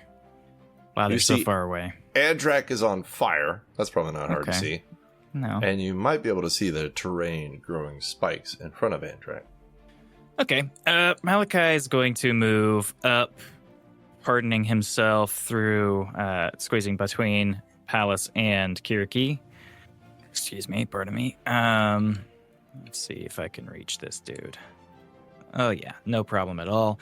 He's gonna unleash, as both an action and a bonus action, 4 Eldritch Blasts upon the fiery, gooey-looking motherfucker way up there that just lit his friend on fire. All right.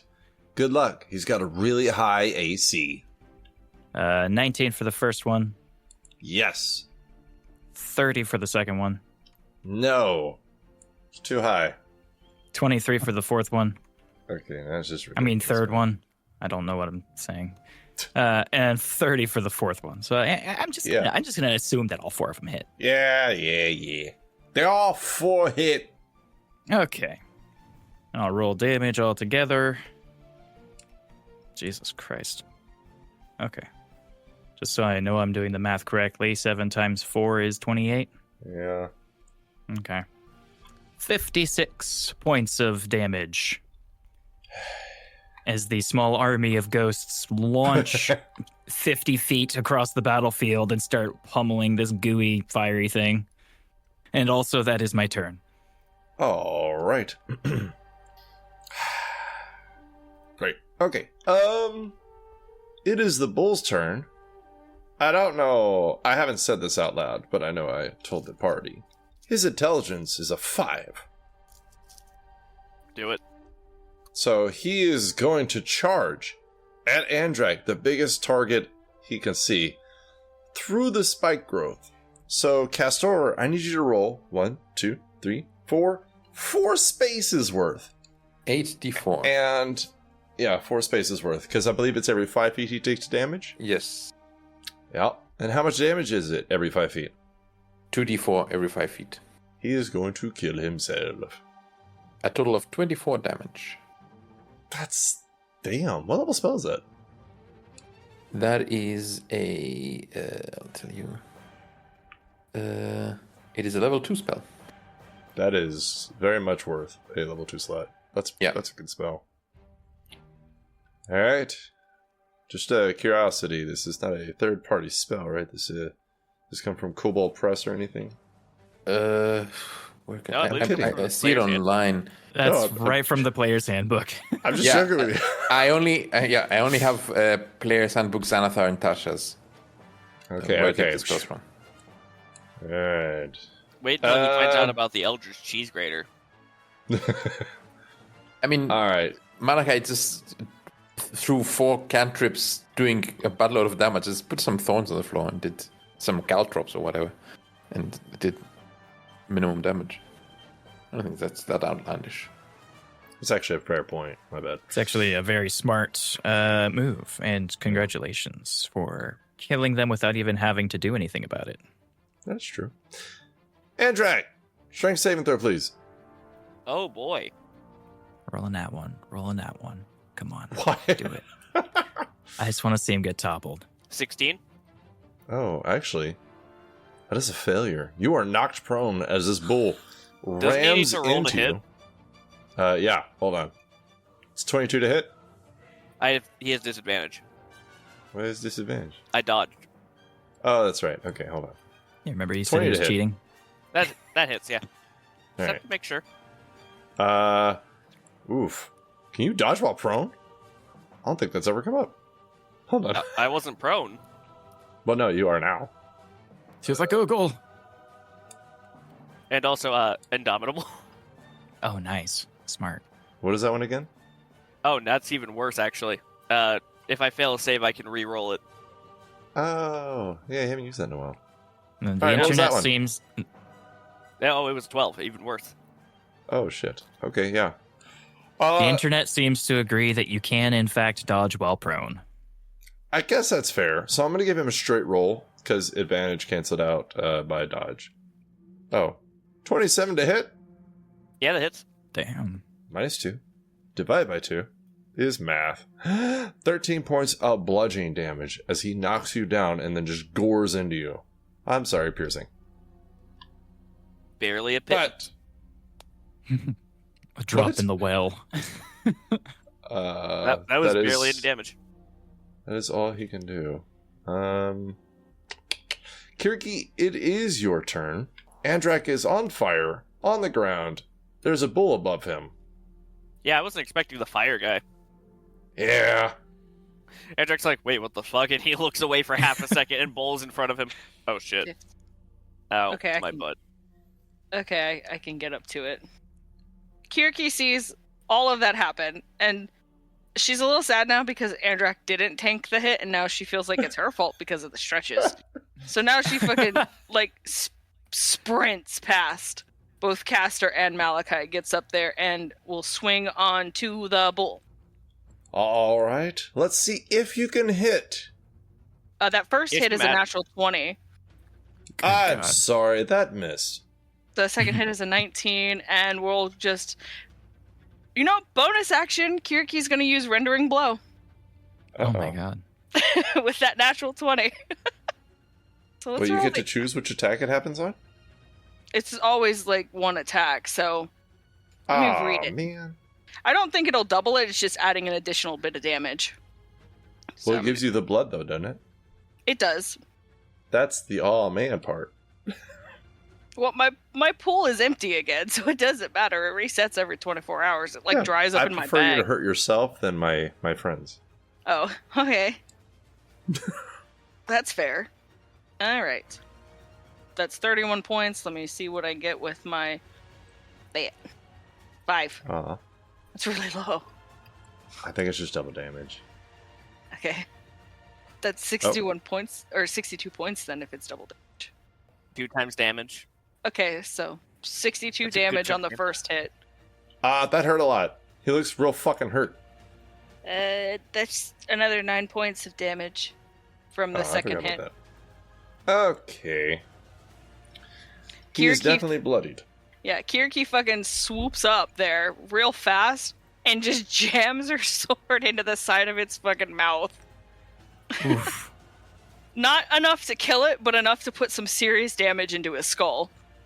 And then, while that's still jammed in there, she pulls it out and then, slams her sword back into it. And then that's the end of her turn. Trying to draw some attention off of, Andrak at this point, because he's prone. Nah, he's all good. Absolutely brutal. Okay, then. Palace is going to pivot past Malachi, run up behind Castor, and kind of bounce on her left foot as she goes around him, gets behind Andrak. Andrak, this thing is on you a little bit, and you're going to see Palace run up behind you, kind of bouncing into the square as she's running. And then she leans down, and you see she pulls a spear off of you, and goes, "Thank you," and then just throws it above you. It's what he said to do. Jesus, that's She a good could- hit. Okay. She could use the once-a-day ability, too. She can see it's all fucked up, and I can see his hit points, so she's gonna not. But she's gonna hit with a 26, and then shit damage. 7 points of piercing damage. So this bull is above you, goring you with a spear sticking out of it. After that, it is Aldora's turn. Aldora, Andrak's on fire. Are you sure he wants to be on fire? Maybe just a little bit. They all saw him shirtless earlier. Clearly, he wasn't hot enough. But Eldora will be kind and cast Cure Wounds on Andrak. Because I'm pretty sure he's taken some good damage. Like 20. I would rather do that than have a possible chance of hitting everyone, because I'm I was behind. gonna say it's actually more than 20. I know that. I know it's more than 20. I'm just saying it's like that's a drop in the massive bucket for Andrak. But hey, I'll take free healing. It's not free, but it's healing that I'm not paying for. 13. Very nice, Caesar-chan. And that will be the end of thy turn. All right. Mr. Andrak, it is your turn. At the very beginning of it, you take 5 points of fire damage as you are on fire. But you are prone under this bull. It's What'd you getting do? hot in here, but I'll keep on my clothes, cause I'm about to swing at this motherfucking bull. Initiate a use of my fighting spirit. Yeah. As mixing the fire with the steam off his shoulders, he's gonna swing 3 times after standing up. You don't have to stand up. It's okay. Now I want to stand up, All right. because I stand up for hitting bulls. That's a 19 to hit. That'll hit. That's a 24 to hit. That is a hit. And for the third, that's a 23 to hit. You slash this bull and it cries out in pain. First 2 together, 25 points of slashing damage. That hurts very much. Final hit is 22 more points of slashing damage. And what does it look like as Andrak kills the bull? He stands up, shakes his head. I was distracted, you stupid piece of shit. And then he slashes down at it twice, and then he grabs it and just drags it back and forth on the thorns until its stomach is grated open. Oh, Jesus. All right. That feels very personal.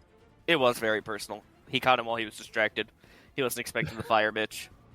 Fair enough. And then he points at the fiery bitch. You're next.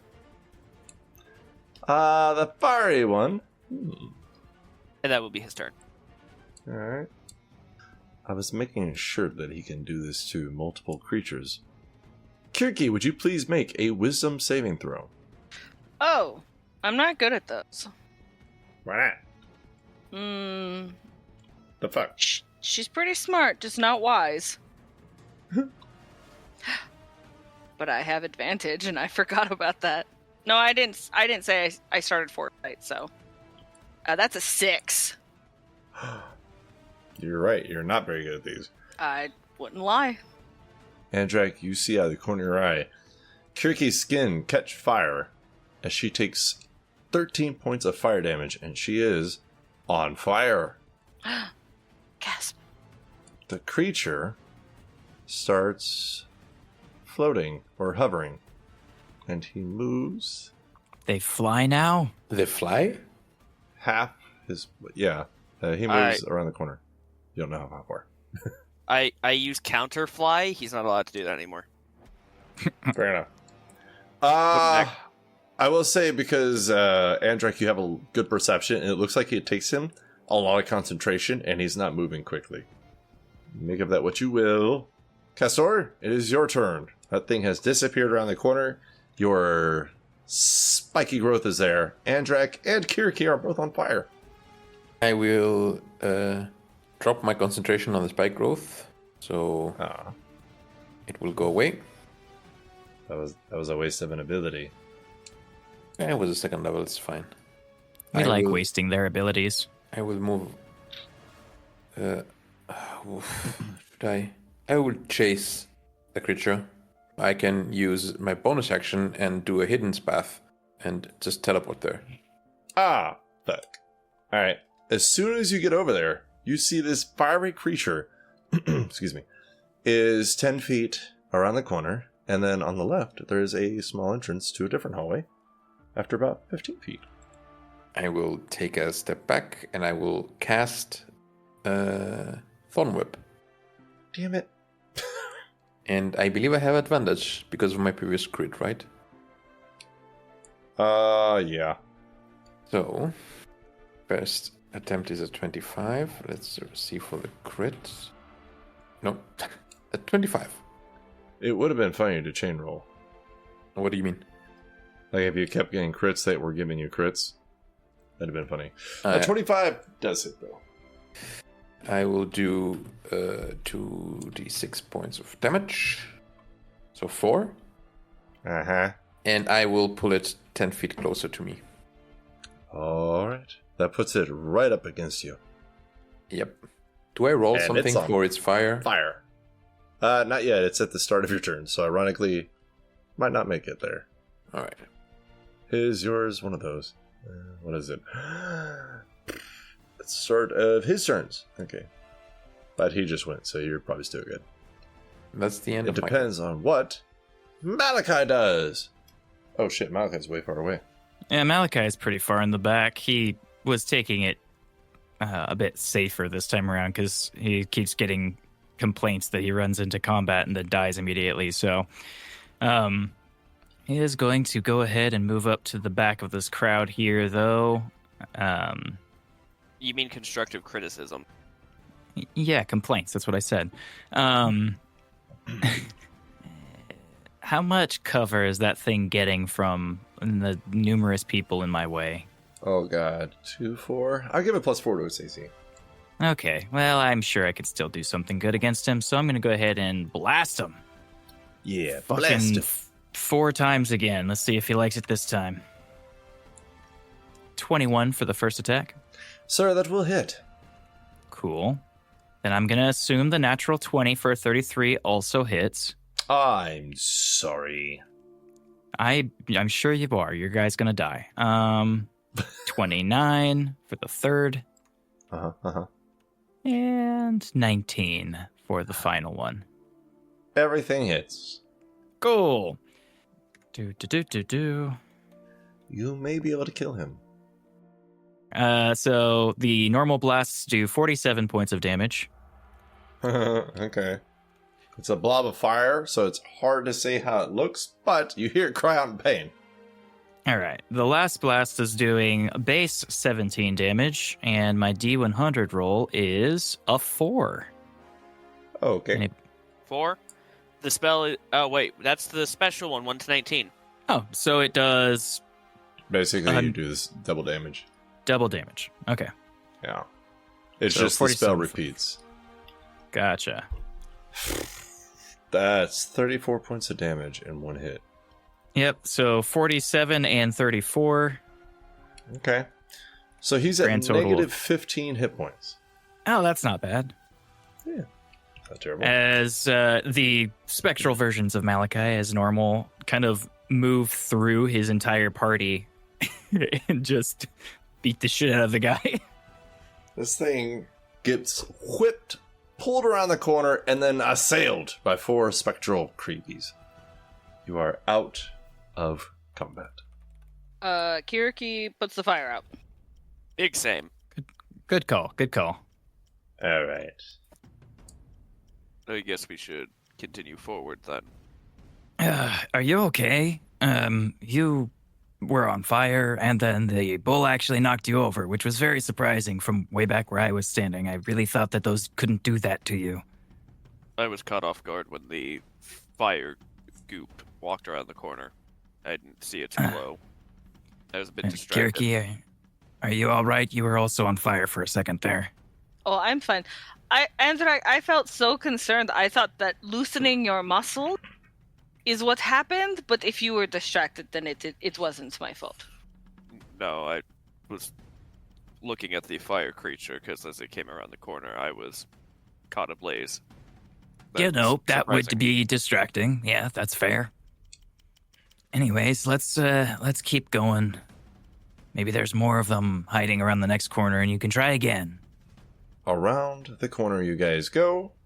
To your left after 15 feet, you see an kind of doorway to another hallway that you're running parallel with at the moment, 10 feet wide.